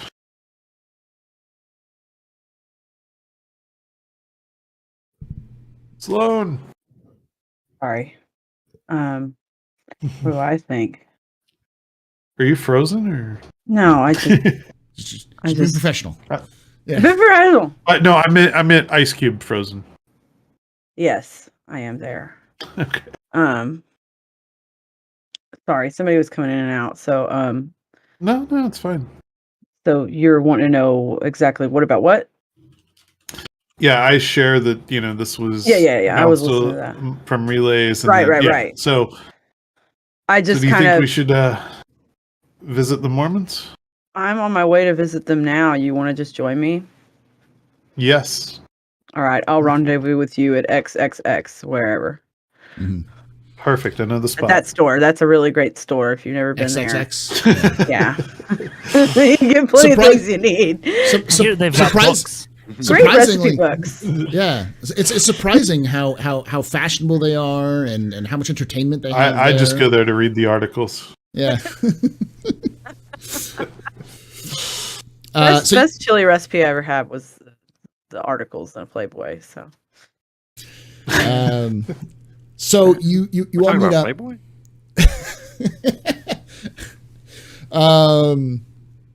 So you all meet up and you head towards the kind of Mormon headquarters. And when you walk in, the person behind the desk kind of looks at you a little bit and then kind of like cocks their head a little bit and opens their eyes and goes, "Captain Maddox? In the flesh. We met before, a couple years ago. You did a job for my employer, for Apostle Birch." Yep. What do we have the pleasure for you here? She kind of steps forward and she just says, "Well, I got the distinct impression today from somebody that y'all need a little help with something." It's fortuitous that you're here. I'm nothing but fortuitous. Well, here, let me see if Apostle Perch is available. I'm gonna type on a little thing. Go, yeah. Hold on, and then types. Listens in, nods, types. The Apostle will, or not? Is it Apostle? Prophet. No, it's not Prophet. Prophets are like the head of the church. Apostate. Apostate. Prostate. Let's see. What is it? I forget to remember his name because and now his name is Birch. I have it in my notes. Let me look for you, my friend. Okay. Apostle Birch. That's what it says in my notes. Yeah, it's Apostle. Yeah. Okay. You're right. So he says, Apostle Birch is waiting for you. We'll see you in his office. Just follow the lighted lights, and so it's little LED lights light up for you to follow down the hallway towards his office. Wow, that's really idiot-proof going over here, isn't it? Walk down the hall. Yeah, and as you get to the end of the hall, the door unlocks for you, so you can walk in. And we walk in. So you walk in. It's a pretty simple office, nothing too ostentatious. Apostle Birch is sitting there and looks up and stands up and reaches out his hand to shake and says, "Captain Maddox, it's good to see you again. Sloan, how are you doing?" Mormon blessings upon you. We're here because I was informed by, she's going to name the bartender, whoever it was. Joe mentioned that y'all were having some problems that you may need help with. It's perhaps God has brought us together for a reason again. We are having issues, but we're having issues with someone very specific that you already know. Kind of looks back and he kind of hits a button on his terminal on his desk, and the door closes behind you.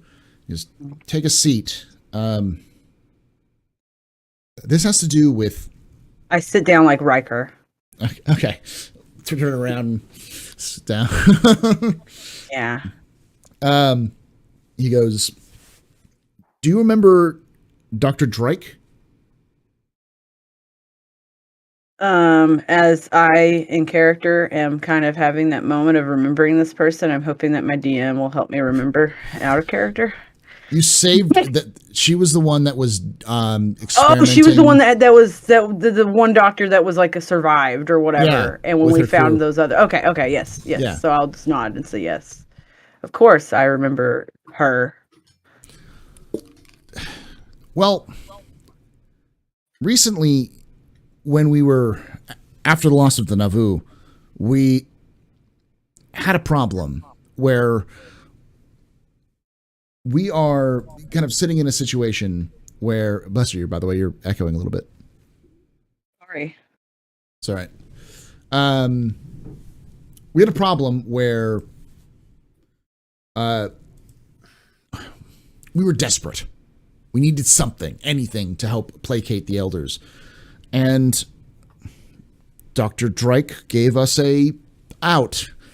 She said that she had information and technology and the skill set to help us, and I quote, "Give us a way to travel the stars in nothing but clothes on your with nothing but the clothes on your back and a slight push." We had to take it. It was an option. We were desperate. We needed something to show for us after the loss of the Nauvoo, and her conditions were very strict. It didn't include Kool-Aid, did it? No. Okay, good. We don't know where her lab is. All we know is we gave her money, and she would give us updates, and the money would stop flowing if she stopped giving us updates. Well, the money stopped flowing about a week ago when she missed her last update, but now we have no idea where she is. And you need her tracked down. Yes. And where was the last place you somebody physically saw her outside of her lab? About a month ago when she came back to do a quick meeting and update. With you. And the board in charge of the interstellar projects, yes. All right. If you have any lists on any contacts of hers outside of the church, that would be very helpful. Because for all you know, somebody could have found out what she was doing and done something to either capture her, kidnap. There's a million possibilities, but I'm thinking maybe somebody else overheard her here at Tycho Station. That's my first instinct. And they wanted information from her, and maybe they found a way to get it from her. Yeah, sure. I'll give you all the information I have. He kind of pulls up some records and he, flips it over to your hand terminal. So that's all transcripts from the meetings we had. Nothing secret or anything like that. Some videos, recordings of it, but where did she stay here on Tycho Station when she was here? She stayed here at the headquarters. We have a couple. Did she have any places she liked to go outside of headquarters? Like restaurants? She seemed like the business type. When she was here, she rarely left. Most of the food she ordered. All right, and then I would like a list of all. Hopefully, it's already included. Of people she interacted with the most while she was here within your compound. Sure. Yeah, it's he pulls up a list of others. These are the people who who have worked with her, and people who are gave her ran her food, and people who dealt with her in any capacity. Yeah. Like people who were called up to assist her and that kind of thing. I'm gonna flip that information over, all that information to Mark too. Mm-hmm. So that way more than one person has it on their stuff. And I'm going to look through the list and see if any of the names ring a bell. Probably not, but, Yeah, well, you noticed something, Mark, that comes right out to you. Okay.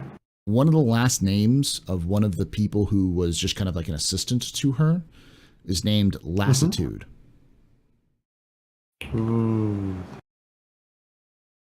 Ooh. What's the first name? First name is John. I was hoping it was going to be Acitude. Acitude, lassitude. Can we set up meetings with some of these individuals? Sure. Some of them don't work here anymore. Some of them have transferred over, or left or retired, I guess. Have any of them had any loyalty issues within this organization? No, not that I know of. Not that you know of. So I pick 5 names and lassitude, and I say, I'd like to meet with these 6 people, and just send it over to him. Okay. He looks at it and he goes, huh. Seems, he kind of looks at it and he furrows his brow and goes, none of them are here anymore. He feels like Suzanne left because she got a job working for some Earth-based transportation company. Jonathan left because of his father had passed away suddenly, and he had to go take care of his estate. Juan was left because of a dispute with some local security issues, and he left the station. Mary had children, supposedly. She said she was having children and left to go back to Earth. She went left to go to Ganymede to have her children. He's just like, they've all left. Some of them more weird reasons than others, but they all left. And he looks at this one, he looks at the lassitude and goes, I have never seen this person before. I never heard the name. It's a weird last name too. Really? Then how did they make it on the list if you've never heard of them? I'm not HR. I'm not in charge of. It looks like they were a runner. They just kind of ran people. Maybe they were a temporary. I don't know. You'll have to talk to HR about that. Is there someone in HR I could talk to? Yeah, I'm happy to go there. Yeah, sure. Certainly. That's an option. All right. Would you let them know that we're coming to visit just to help, smooth the process, so I'm just not some random walking in asking for... Yeah, of course. Give me a moment. He kind of types up something and goes, Carol Dean is waiting for you at the location. The lights will send you there. Thank you. Anything else I can do for you? Follow the lights. I think this is it for now. We'll keep you updated. We should be here for about a week, so we can look into this. Excellent. See what we can find. He kind of pulls up his terminal and goes, so if you're going to be working for us, let's deal with payment. And he kind of like slides his terminal down on there and goes, he says, I think it's pretty fair for payment. Probably not the most you get, but we're kind of tight on budget. Effectively, he's willing to pay you 3 income up front, and then you'll get an additional 3 income on return. He just nods. Yeah. This'll work. Excellent. Well, it's a pleasure working with you again. I know you did a lot of work for us last time, and it was very, very well done. We were very, very impressed by your aptitude. Of course. Well, we'll keep you updated, but we may just be gathering information and figuring things out before we give any major updates, as to not sort of contaminate any leads, if that makes sense. Of course. Good luck. God bless you. Mormon blessings upon you. And then we leave. She still shakes his head. It's like, what the heck does that mean? Mormon blessings be upon you. Yeah. The original meme of the show. Yeah. And she just available in our merch store. Link down below if you're watching this on YouTube or listening to this on a podcast. Buy the merch. Yeah. She passes by somebody else at the front desk and just lets them and thinks, man, they'd look better upside down. That's another merch store. All right, so let's go to the fast forward. You get to the HR. I guess her name Carol Dean. So she lets you in. She goes, welcome. Yes, you have a question about someone who was hired, a Mr. John Lastitude. Yes. Yeah, that's one of a few that we're interested in. And Paul, I go out of my way just to make it that there's 6 people we're specifically looking at. And by the way, we're no one. Narrow it down to one for them. Okay. Yeah, and I tell this HR lady. And by the way, we're no one. We were never here. We never asked this for reasons of this investigation remaining. Of course. Secure. I understand this. The apostle does not just hire outside resources lightly, especially in the current budget situation. And she kind of, makes a little bit of a suggestion, like that she's not too pleased with the current budget situation. So she goes over. She gives you kind of all the information. This is all the information I can give you legally that I know of, and all of it seems to be up and on the up and up. All of them, what Birch had told you seemed to be about the same. And when it came to Lassitude, it simply said that they were no longer working for the company. The thing about it was, or the company, the other company. It seemed about it was that Lassitude was somebody who shows up in the HR records the week that Dreek was supposed to be on the station and then disappeared from the HR records. It didn't even say any kind of reasons. It just said that they were no longer working for the company. There was no details. All of the details on there are filled out and pretty simple, but it's like this person appeared in the company the week that Dreek was there. Yeah. So is there like a picture? Sorry. Picture? Yeah. Yeah. Yes. And pulls it up, and you recognize the picture right away. Who is it? Cortez. Of course. Okay. Of course. All right. Yeah, she doesn't really. That's me out of character, but I just kind of go, okay, thank you. And then she sort of gives this look to Mark, like, what the fuck is going on? And then politely looks back at the HR person and says, thank you so much. Everything has been helpful so far. I think we have what we need at the moment. And then she looks at you, Mark, and just kind of like, or did you have anything else for now? Yeah. Is there any video feeds of where Lassitude was last seen before leaving? Oh, security. Oh, yeah, sure, certainly. And so she pulls up some security feeds. It's like, he was only here for a week, so it shouldn't be too bad. Must have been a temporary. And so she kind of goes through the whole spiel, and then as she's going on, she goes, "Huh, that's weird." No, it's not. I don't see Mr. Lassitude on any of the cameras. Interesting. Who signed the paperwork hiring Lassitude? She looks through this.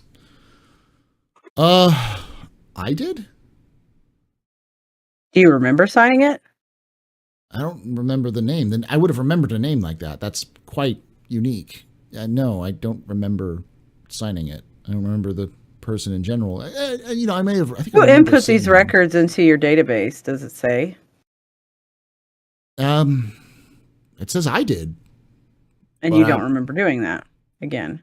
No, and it's weird because obviously you don't know me. I'm sorry, but when 5 o'clock hits, when my shift is over, I am out. I am not sticking around here after this. You know what I mean? This is a job. Yeah, don't work so hard for the man. Exactly. But this was input at 3 hours after the end of my shift. You definitely didn't do it. Video I don't of this room or the hallway during that time period? On the date in question? Yeah. She pulls it up and Can we see that? Yeah, she pulls it up and shows you. She says, nothing. There's nothing there. It's like a security guard walking around and stuff like that. And, some people who are working late, but no one walks into her office. She leaves at the time she said she did. Nothing.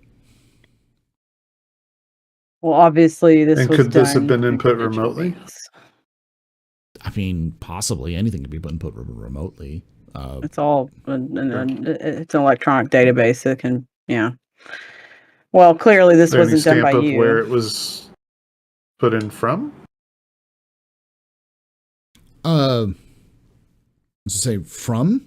No. Yeah. Was it a specific terminal, or? As far as I can tell, it was here. I don't remember doing it though. Fair enough.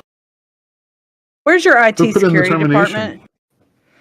Our IT security? You can talk with them, I guess. Why? It might be useful knowledge in the future. Oh, and she looks back at Mark. I'm sorry, I didn't mean to interrupt you. Brother Jacob and Brother Jean are the two who are in charge of IT. Who signed off on the termination or exit of employment here? I think I did. I mean, I remember this Lassitude being a temporary employee, but I don't remember why he quit. It was just paperwork to be filed. Sure. All right. Yeah, we'd like to meet with your information security department. Sure. She sends you to the two. Again, lights light up. You head out. When you get to the ID department, it is dark. Not like pitch black, but like the lights are super low. You can hear the whirring. IT people don't like lights. I'm very familiar with this. Exactly. You hear the whirring and soft like chirping. Once again, I came out to have a good time. I'm feeling really attacked right now. There's like a guy that looks like Chris O'Dowd on a phone saying, "Did you turn it off and on again?" Yeah. You hear the whirring and kind of clicks of like electronics, nearby and servers and such. And you hear the tap, tap, tap, tap, tap, tap, tap, tap, tap, tap, tap, tap. And you see some guy kind of roll his chair kind of over and look up and goes, can I help you? Yeah, yes. Might have a fun, interesting thing for you to look into. And I give him the date and time of the entry of Lassitude's employment in the database. I say, looks like somebody remotely entered this that wasn't supposed to have access to your system. Is there any chance you want to take a look at it and see how they might have done that? Sure, I guess. Yeah, he kind of looks over and kind of starts tapping on the way on his I mean, console. If you don't think you can figure it out, I could understand. Nah, it's fine. It'll be a couple seconds. He kind of taps it in and goes, It wasn't remotely input, as far as I can tell. It seems like the terminal that did it was the HR, the person who did it here, Geraldine. So everything seems right. Yeah, it was definitely input here physically. Why don't you look at the video footage from that terminal at that time? Sure. Tell me what you noticed. He pulls up the footage and goes, "There's no one here, but it could be a glitch in the time code." They don't give us the top of the line equipment here, not especially since the Nauvoo. I haven't been able to do any updates to the system in over 6 months. I've been working on out-of-date systems, overworked. I can't tell you how many. I said it'd be a challenge. I can't tell you how many systems are just not working. So the likelihood of this just being a glitch is pretty high. Okay. He just so you think it's just a timestamp glitch? Probably. It says, I mean, everything else seems legitimate. You wouldn't be able to have access to remotely for this without breaking into the system, and you would have left some sort of evidence that this was not necessarily, legit. She asks him, well, she says she didn't do this. Al, it's Geraldine. He just she's like, she looks at him and just kind of says, "Is there a way you can give us a copy of that security footage before we leave?" Sure. He pulls it up and throws it over to you. Excellent.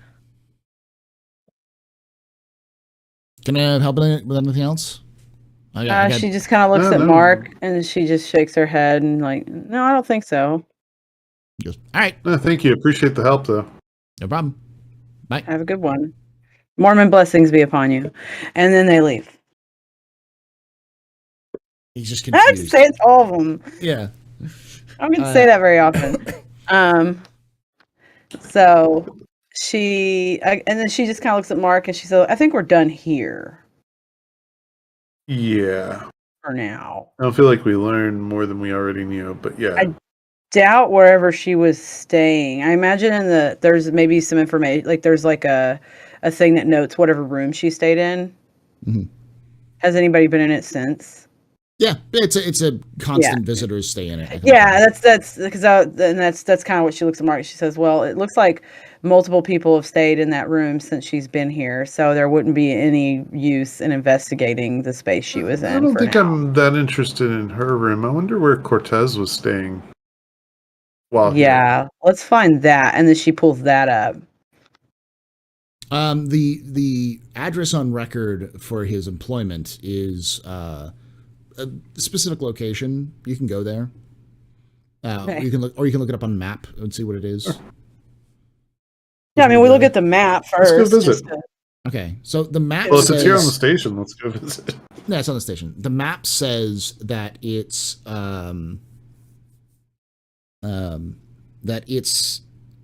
a shop, like a store. Okay, so we're gonna go there. Yeah, it's a candy store. I'll take you to the candy shop. I'll let you buy me some thing that's not a lollipop because I don't like lollipops. So you when you arrive there, it's pretty nondescript. It's a store in the station. Period.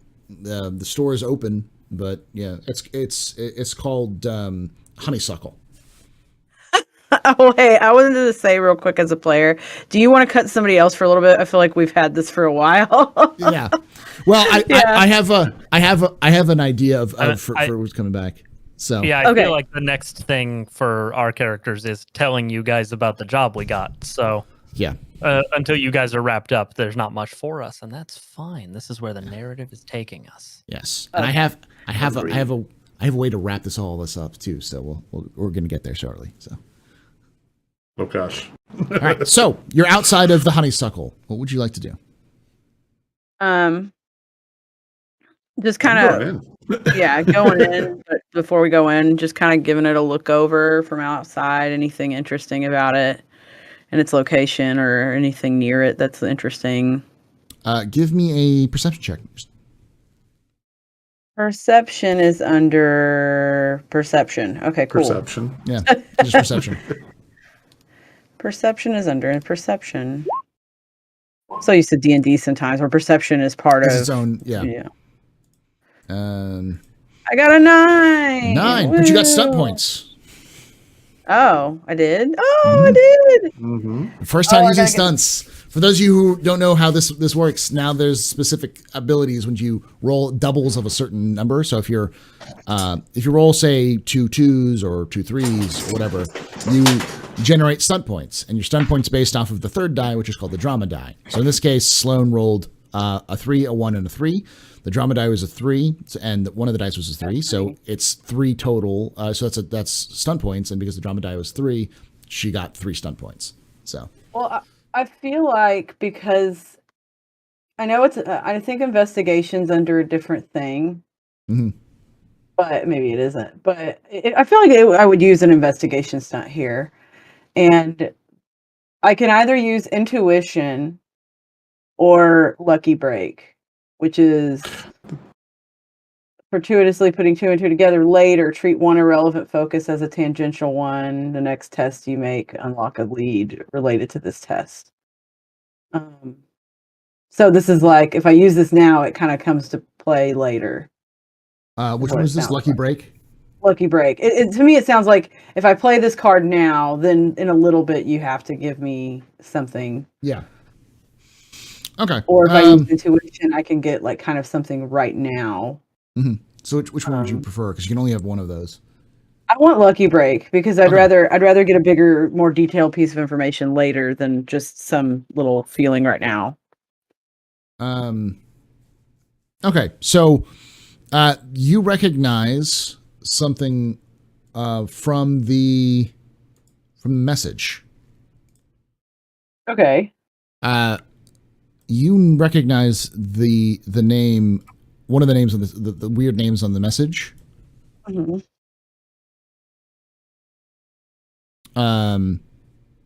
Is latificate, which means to enrich or to fertilize, and it seems to have some sort of connection with the shop, and it's the name Honeysuckle. Okay, and circumjacent, like that makes me. That sounds like that means like in the yeah, exactly, like yes, because adjacent makes me okay. It's adjacent or nearby. Okay, so I'm kind of like okay, and I point that out to him. I like just point out wherever I see that name, and I'm like, you recognize that? Yep. All right, let's go in. All right, so you walk in, little doorbell or a little digital dong dong dong dong dong dong, it goes through, and as you walk in, I just look around like I'm a patron, and I hope Mark kind of does the same. Yeah, that would be the normal. Simple candies, lots of rock candy. Some candy sucks. There's some imported candies which are. Is there jelly beans or I mean not jelly beans? Are there gummy bears? Yes, but they are incredibly expensive. Oh God! Oh! You can still afford them. You have them. Like you can't have anything you Buster because everything's super expensive. You can still buy it. It's just it's within your income bracket, so it's not too bad. But it's just one of those things you look at and you're like, wow, that is way overpriced. I could make those. Yeah. And I just kind of keep looking around. I'm gonna start looking around at pricing. Are most things here overpriced? Anything that looks like it's imported, so anything that wouldn't be made on the station, like something from Earth. Okay, so there's a reason that they're overpriced. It's not just overpriced to keep customers down. It had to be brought here. All the rock candy sucks. Okay, let's all just acknowledge that rock candy sucks. After a few minutes, someone kind of steps out from behind it. It's an older man. He's got a graying beard, some glasses. He's got a robotic arm, and he's kind of like washing, like rubbing his hands, a little bit, like as if he was just like stepping out of just wash his hands or something like that. He goes, "Can I help you?" Do you have saltwater taffies? I do. Not very requested in these parts, but give me a moment. And he kind of looks through under like a shelf and kind of pulls out and goes, here you go. It better be popcorn butter popcorn flavor. They have that. I mean, that's not that hard. I said that's a thing with me and Drones. He hates that. That's gross. So yeah, she kind of looks at those. She's like, "Oh, thank you," and they feel kind of hard because they're probably old. So she's like, "Eh." And she gives it back to him, and then she just keeps looking around. And then she just kind of steps away a little bit, and she kind of gives Mark the eye, like the eye of, "Hey, if you want to step in here and ask a few questions, kind of look, like do something." Are you actively looking for anything out of the ordinary or anything like that, or? Yes. I think we're both like kind of browsing, like pretending to browse the candy, but we're like really pacing the place. Give me a perception, intuition, or perception, seeing. You lay it down this time, Mark. I'm gonna go with just perception. All right. Look at 10. You. So, you recognize that there is a plaque above the place where the older gentleman came through, like the little like doorway to the back rooms. It looks like that has the word latificate over it. It's vita latificate.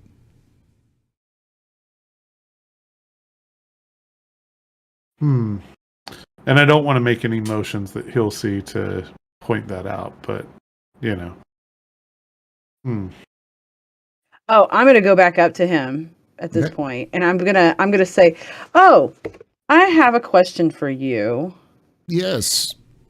I know a young man that needs to find some work. He's about 19 years old, and she gives him the general idea of who Fernando is without giving his name necessarily. And she says, "Now, are you a shop that makes your own candy in some cases, or like, can you give me an idea? And if you need somebody." Anything that you see here, I made myself. Or if you see it in packaging, I had to import it from Mars or Earth or Ganymede or wherever. And I can imagine a young man is very effective at pulling candy. Oh, yes. Are you asking if this young man needs a job? I could use an apprentice. But I am not exactly as spry as I used to. Even these joints, and he kind of moves his arm, and you can hear it sounds like his arm, his prosthetic, needs WD-40. It's like an old gate almost. When he opens it, it's even this is getting a little arthritis, if you know what I mean. She just kind of smiles and I can imagine. So, well, given that, look, I'm doing this as a favor for a friend. I'm just trying to help a man I know get his son a job, and he's a bit of a homebody, and I'm thinking if I can find something that he may be interested in, that something like this would be useful. And I know that he's very good with computers. He's very good with technology in general. So I'm not saying he would be the greatest at physical work. I don't really know that for sure. I'm sure he would if, over time. But what kind of technology needs? Like, do you have machines that need servicing? I imagine back there, and she references to that door, you probably have a whole bunch of contraptions that somebody like him could fix that make candy. Give me a persuasion. I get what you're trying to do. You're trying to persuade him to see if he can give you more information. Yeah, for him to be kind of like, oh yeah, check it out. That kind of talk shop kind of thing that an old guy does. I want to assist her in persuading, and I have a way to make that make sense. Okay. I'd like to offer my services from my medical background in helping him with that arm to get some of the squeaks out of it. Okay. So give me a medicine check for that as well. Sure. Let me do a secret roll. There we go. Ooh, I got 17. Oh, no, wait. Yeah, I got 17. Yay. It's coming. At least it's supposed to. And 2 stun points. 13. Ooh, 2 stun points. Let me take a look at that. Hold on.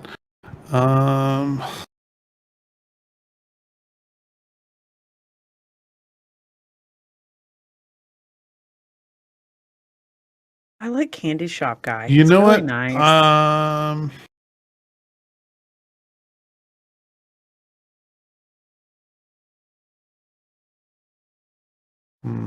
I'm just imagining him as cybernetic arm Santa.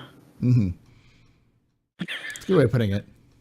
Okay, so I'm going to go with good instincts, which is make a perception test using an appropriate focus, GM's choice, with the same TN as the test you just made to learn the most likely immediate consequence of the action you just performed. Basically, is it going to work? Yeah, you think it'll work because it seems like he doesn't get out a lot. He may not have the money or the desire to go see something. So yeah. So he's offering free medical assistance. I mean, come on. Hey, why not barter? I mean, that's a thing. I want to see how candy's made, and I'll fix your arm. So he goes, oh, yes, of course. Not many people have interest in these old techniques, but I try to keep it alive. And he kind of goes, come in. And he kind of leads you back to the area. You see lots of different machines and like cooking utensils for like at least two old stuff because candy tends like even today there's candy makers out there that still use equipment from like the 1800s. Yeah, I mean, you're talking about like old big metal like machines that are designed like those rollers for the drops, things like that. Yeah, and stretchers for like stretching out like different doughs and stuff like that. And so he kind of goes over it, and he goes, we even if your young man needs a place to go, I have a small apartment that I rent that's just on the upper ends of this there. It's perfect for a young man that you described.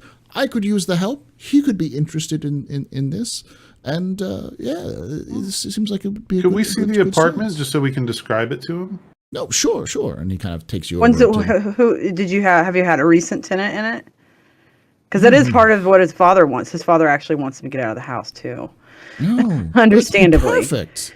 Yes. If he's that sounds like he's a bit of a loser, if you know what I mean. Well, we all are there one day. Yeah. Yes. Follow me. Time. Follow me, and he kind of leads you up some stairs into kind of like an area. And I repeat that question: have you had a recent tenant in here?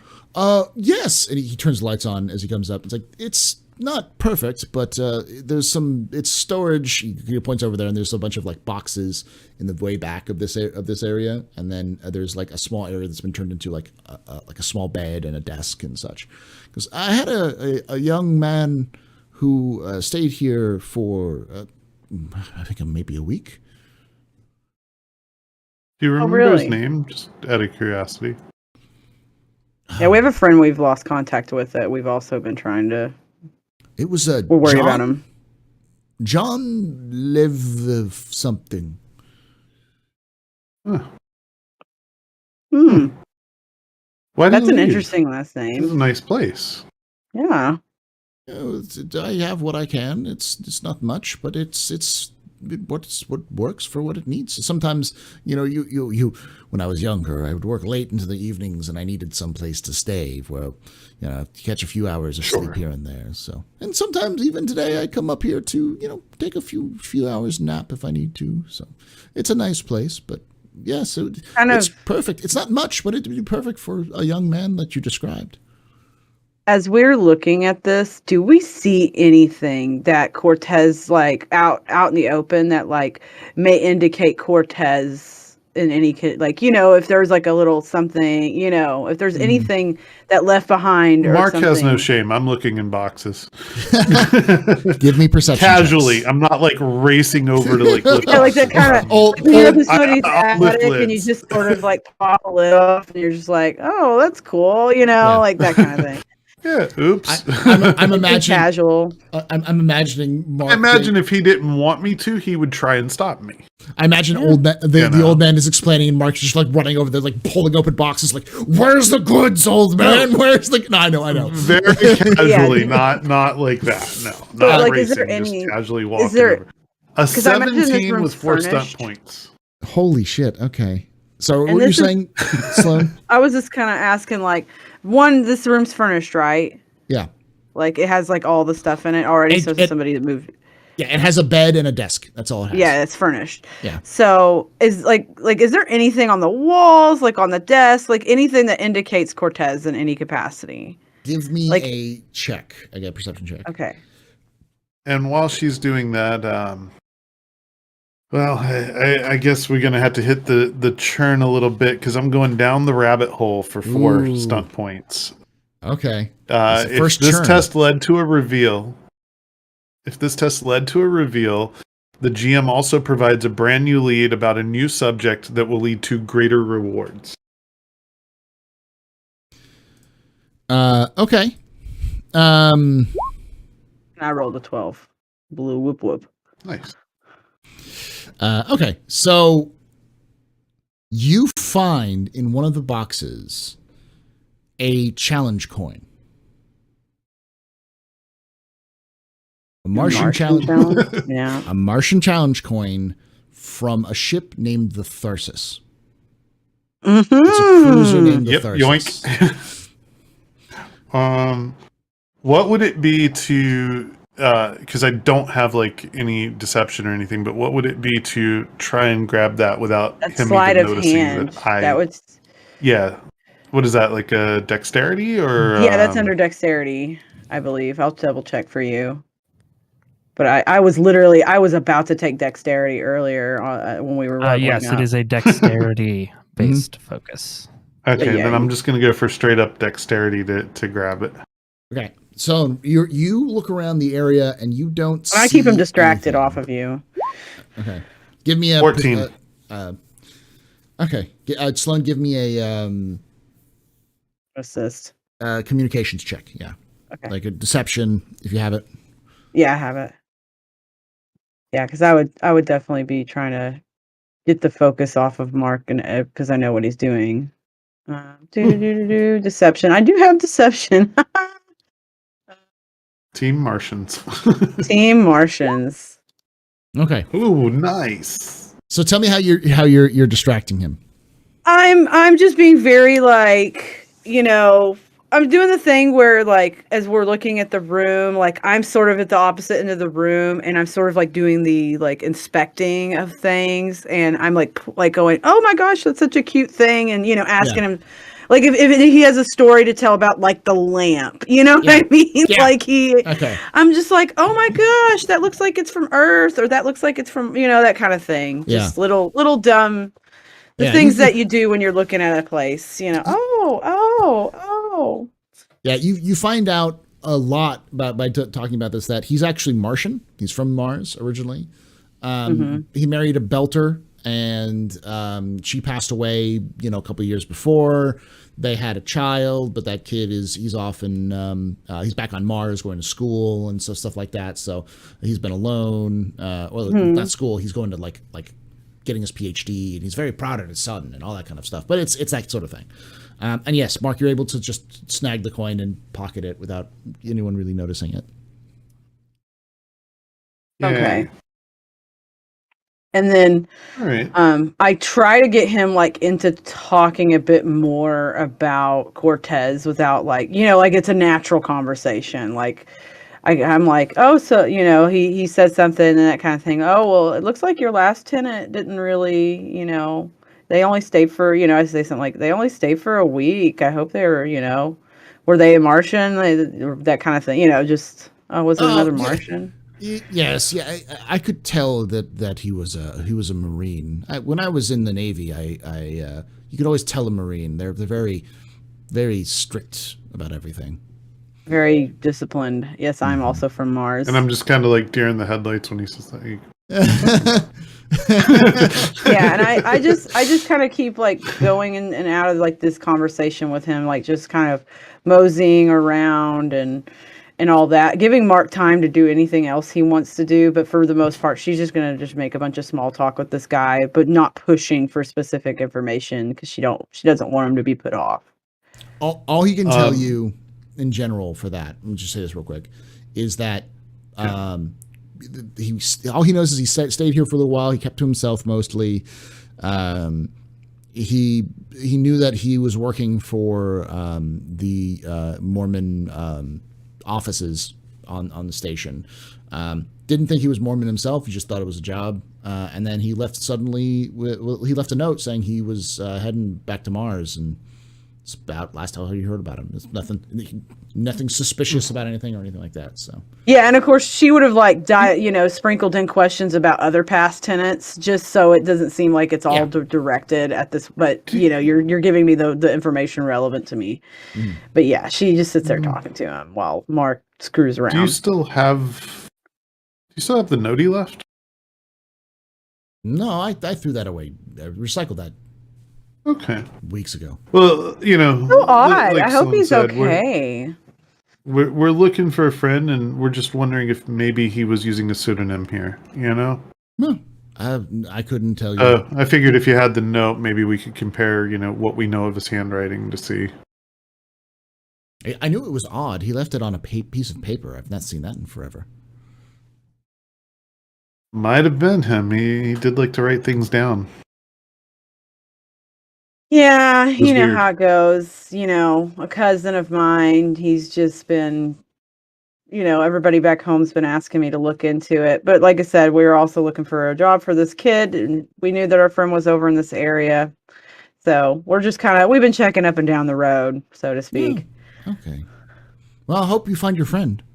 I do too. But let us know if you, by the way, did he look like this? This is my cousin, and she shows him the picture of Cortez.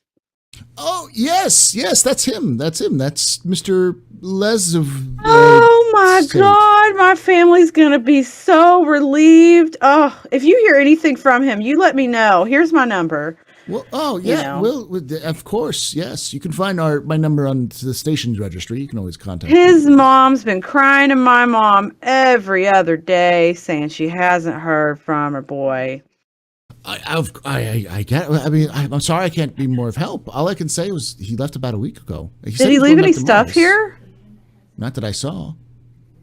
Oh, okay. Well, if you find anything of his, let me know. It may give me a clue to where he's gone, but whatever. I mean, I'm sure he's fine. He's always been, I think his mother's just over worried. Who knows? I hope you find him. Thank you. Well, I'm going to get in touch with this young man, and I'm going to see if he would be interested, because I think this would be a perfect fit, to be completely honest. This seems like at that age, I would have loved this job. And yes. You, of course, you're just so sweet. Thank you. Well, it's not just the candy that's sweet in honeysuckle. Aww. And he kind of smiles and goes, Well, thank you so much. And I think before we leave, I'd like to gander at the wares one more time, because I do think I want to take something home. And then once they mosey out, she picks some, some of the different assorted candy. She asks him what his favorites are that he makes, and she gets some of those, that kind of thing. Like a little bag, like a $5 bag of candy, and the equivalent of that. Yeah. Yeah, he will. And I let him know that next time we're in dock here, I'll drop by and check on his arm. Because he fixed his arm. Thankful. Yeah. Does he need to roll a check on how well he fixed that arm? No, he already did. He rolled the check. Oh, that's right. That's right. Yeah, oiled it up, spritzed it up. Well, you let us know if you need anything in the future. You got my contact information. Thank you so much. We appreciate you. 2 birds, 1 stone today. Am I right? Oh, yes. Thank you so much. I guess 2 birds, 1 candy shop. Oh, yeah, that too. Yes. Well, thank you for coming in, and thank you for your patronage. I look forward to meeting this young man you speak so highly of. Excellent. Well, I'll get him over here. You have a good day. Bye. Ling, ling, ling of the door, and we walk out. All right. So where are you going from here? I look at Mark, and I'm like, I think we should go back to the ship right now. Do you think that? Yeah, just probably. To kind of regroup for a bit and see where everybody, But we got, oh my gosh, we got so much. You really have a guy looking for a job? Yes. Oh. I send you his information. I'm like, for a minute there. No, it's how I'm getting the 20. It's how I'm getting the discount on the docking fee. Is if we can get this kid a job and out of his dad's house, out of his dad's place by the end of the week, 20% off the docking fees before we leave. I think you pretty much nailed that one there. Yeah. Well, I come through on occasion. Well, let's go back to the ship. Yep. So we go back. All right. So,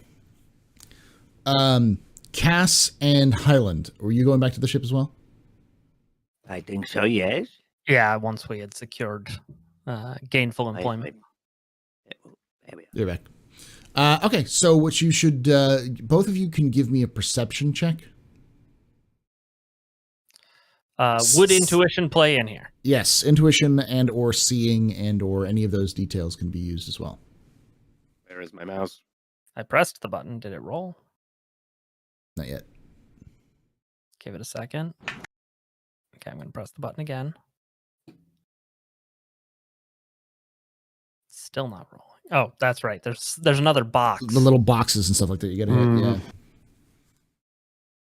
Secret.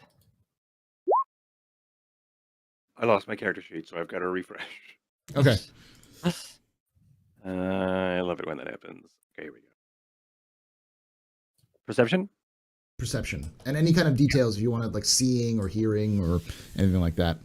You can try to use it I for got this. a 16. Okay. Pull up this real quick. 17 hearing. Okay. So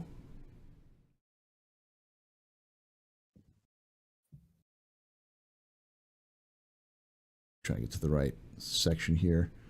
As you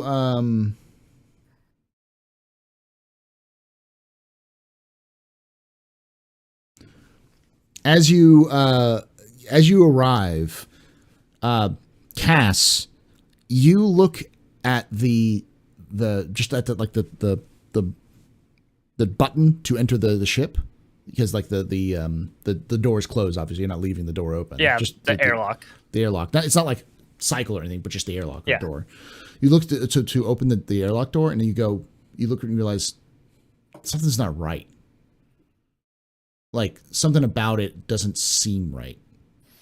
Like someone has been here, and it doesn't look like someone you know. And from the intuition kind of guessing, you notice that there's like, normally there's like, grim and grime and kind of build up around everything. The panel that has the button on it is clean. Like someone wiped it down. I like push my suit jacket back and put my hand on my pistol. And Highland, yeah. When you walk in, you can hear somebody inside, but it seems off. It seems like someone's tossing the place. It sounds like someone's like going through the ship. As you like walk into the ship, you can kind of feel the reverberations of like, oh, there's someone there, but it's like someone is desperate inside. Mm-hmm. Frantic movements kind of thing. You hear that?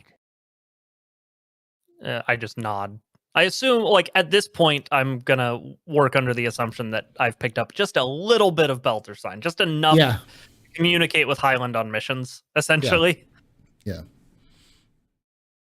Yep. And so I, like, draw my pistol and, like, press the button and walk in.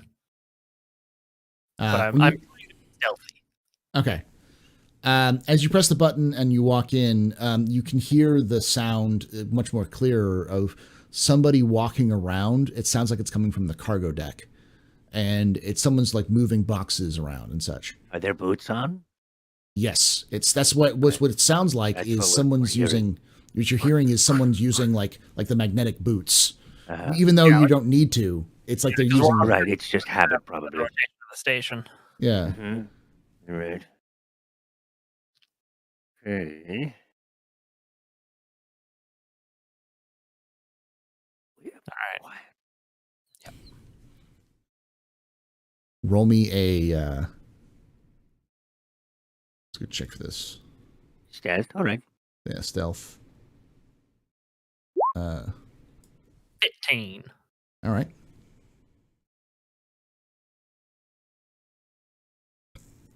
It's under dexterity. If you don't have stealth, you can just roll dexterity. Here he did? He rolled, I didn't. That's what happened. Yeah. My button didn't press. Dexterity.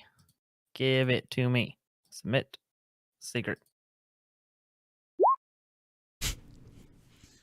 Okay. I am spend some fortune. Okay. And I'm going to spend it's not going to be amazing, but I am going to spend 4 fortune to turn that 2 into a 4. So it'll be 11 instead of 9. So it'll be 11, and you get 1 drama die, or one stunt point. Yes.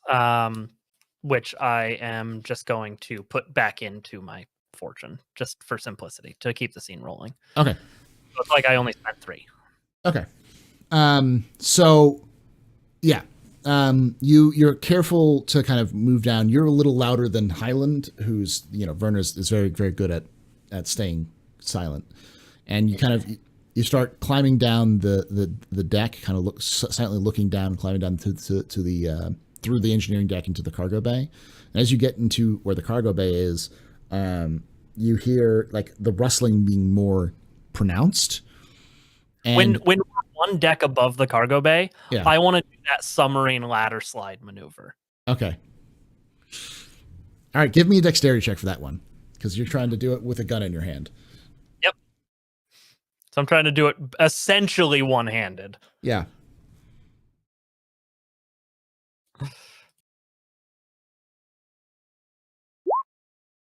Okay.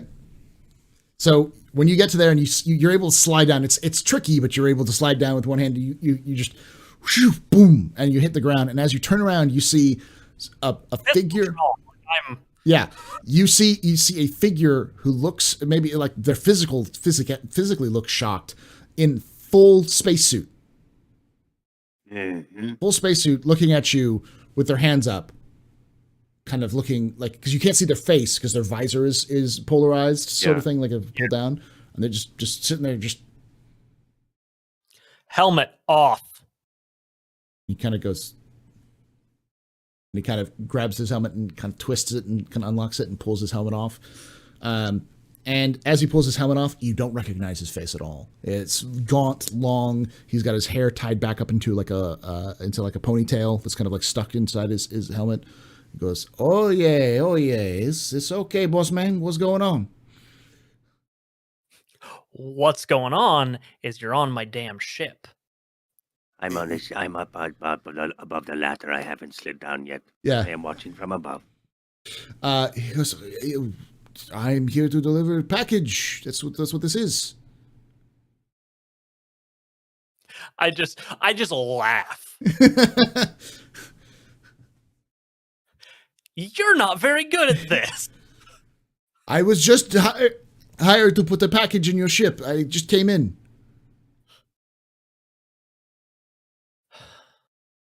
Professor, get the zip ties. Zip ties just sort of fall from off the camera. Yeah. Back, they just fall and scatter down from the ladder above. If they're scattering, I try to catch one. Give me a dexterity check for that, just for fun.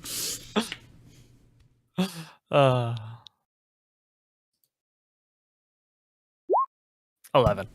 All right, yeah. You catch one. It's kind of like you're like putting your hands out with the gun in one way, and you're just like, and you grab one, like.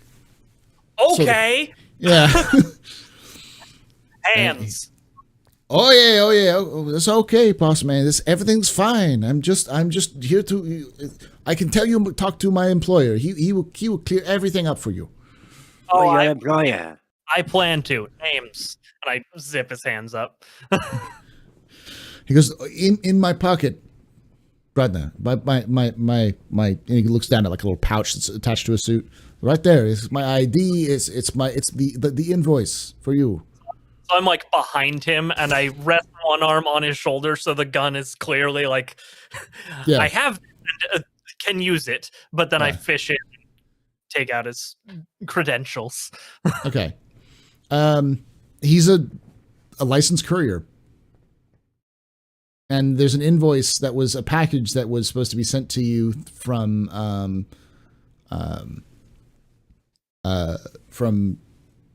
want to say Johnson. Fred Johnson. Fred Johnson, yeah.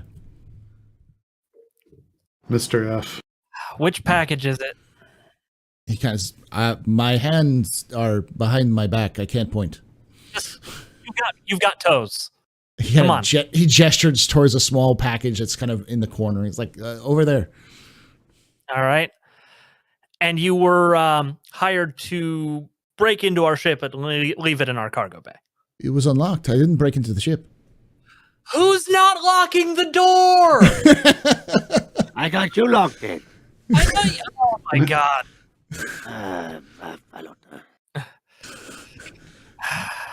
And I walk over to. I'm like gun still trained on him, but I'm like, Yeah. I'm coming around on this situation. Can I see if I feel like he's lying to me? Yeah, give me an intuition check.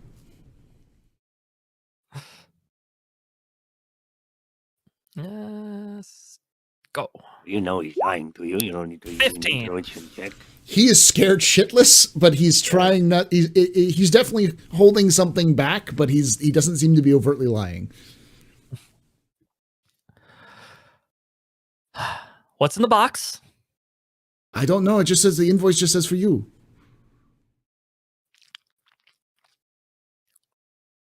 And you didn't break in, but you did wipe off the panel to hide any evidence that you'd been touching the panel. You're probably wondering why I'm wearing a spacesuit. Yeah, a little bit of that too. I'm afraid of space.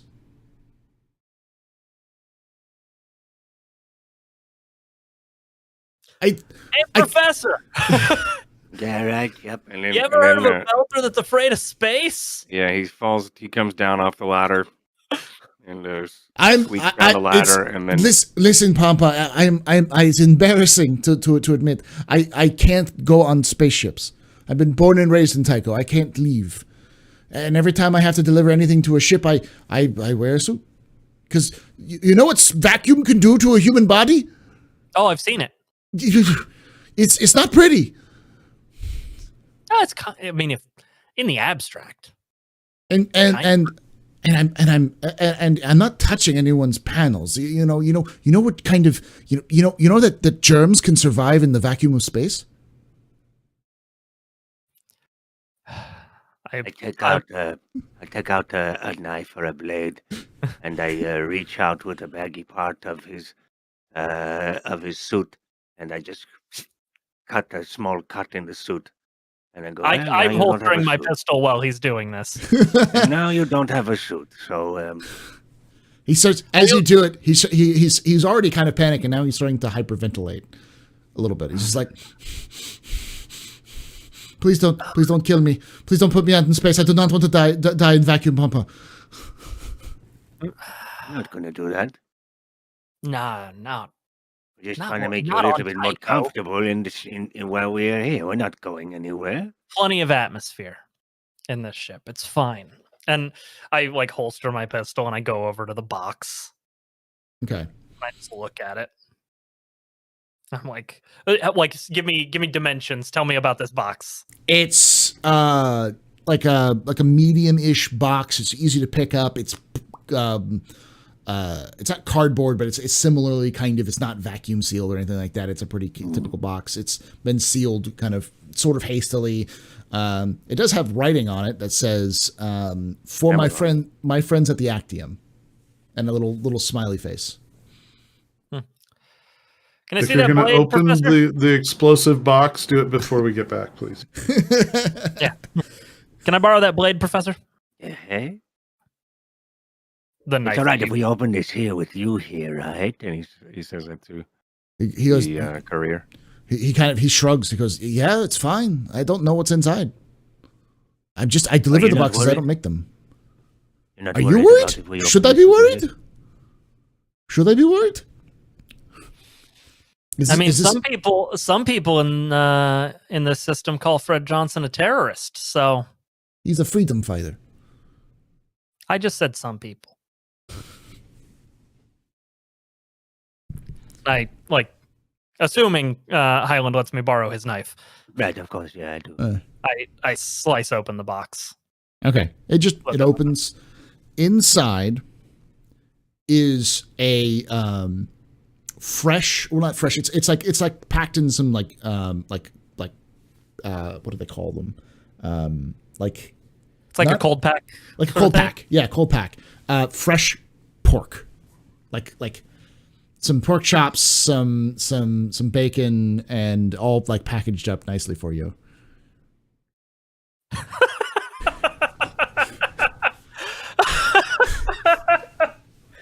Oh, this is in character laughter, by the way. Oh man. Cut him loose, Island. And you have the knife? Right. I hand it. I close it and toss it to you. Mm. Oh man.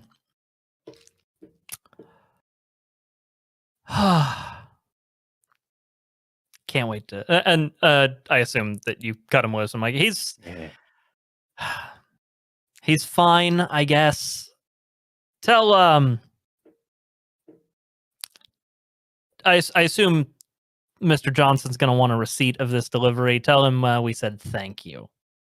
Yes. And he kind of takes his helmet and he goes about to put it back on, and then he looks at the rip of the suit, and then looks over at Highland and goes, "Pampa, don't tell anyone.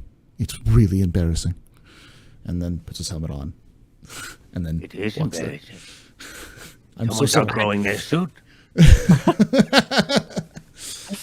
He kind of nods and climbs out up the ladder, and you can hear him kind of quickly trying to leave. I'm going to take a look around to see if there's anything disheveled or misplaced, as if like something was. Also, as soon as he leaves, mm-hmm.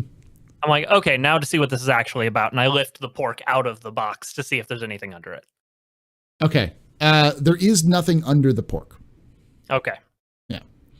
I'm gonna give me a perception check there, Highland. Okay. 13. Whew, with 5 stunt points. Oh. Investigation stunts. Investigation stunts. Probably would have been a great time for me to have this out. Yeah. It's okay. It's in the pinned messages. I know. It's the greatest part. Investigation stunts. They're not in the pinned messages. Why? Okay. It should be under. Important docs and stuff. It's in the. It's an important docs and links. There it is. Yeah, it's very top. It's the one's labeled quick reference cards. Everyone. Look, we're kicking off the rust. We're all kicking off the rust. Wasn't expecting to stunt. Yeah. Investigation stunts. Where? I think they're called investigation stunts. Yeah, they're called investigation stunts. They're like they're the second page, second, third page. Yeah. I have 5. Yeah. You have 5 points. That's easy. I'm gonna break through. Okay. You get not only information of some form of, but some form of incontrovertible proof. And then the complicated is for if you're going to be doing things for like a long-term investigation thing with leads and multiple paths. Actually, I think I'm going to do down the rabbit hole. Okay. And flashback. So that's my 5. So down the rabbit hole is, if this test led to a reveal, the GM also provides a brand new lead about a new subject, because I like random things happening and chaos. And flashback, this test reminds you of something important you forgot. The GM reveals an identity and existence of another source of information you didn't know about. So, you see some stuff that's out of place. Like someone's been trying to move stuff. Right. And where you find...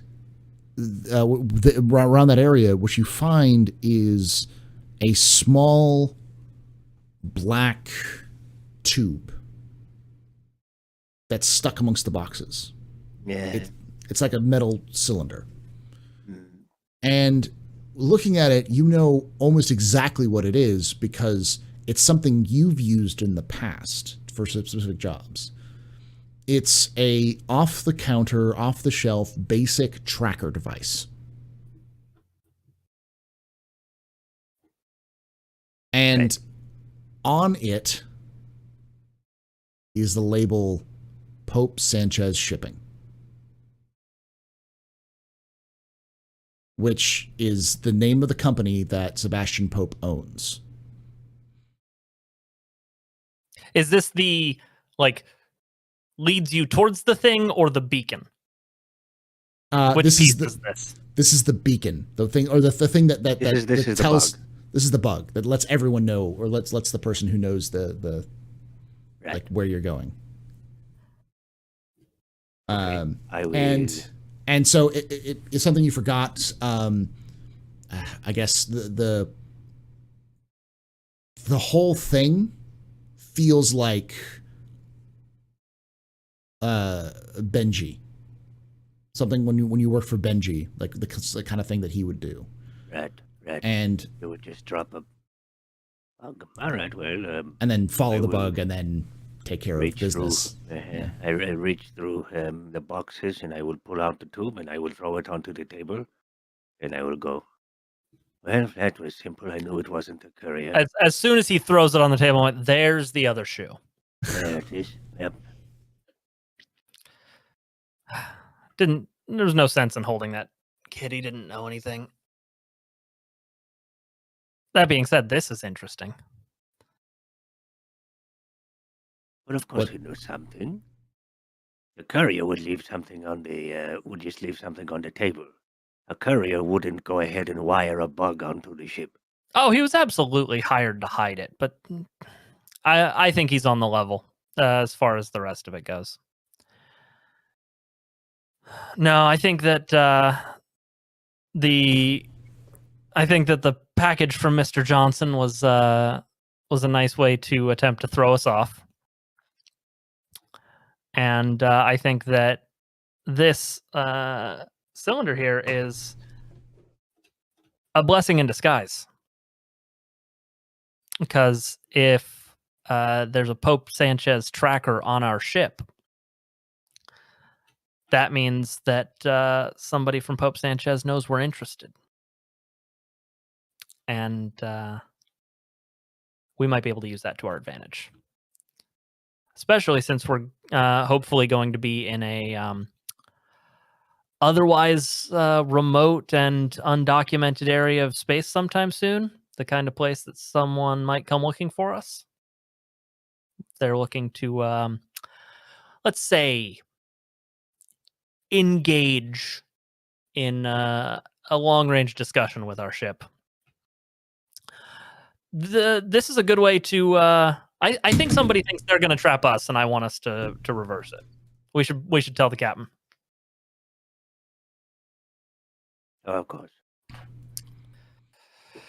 With that, we're going to bring it up to the end of the episode because we're already at like almost 3 hours. So I wanted to kind of wrap that up. Yeah. All right.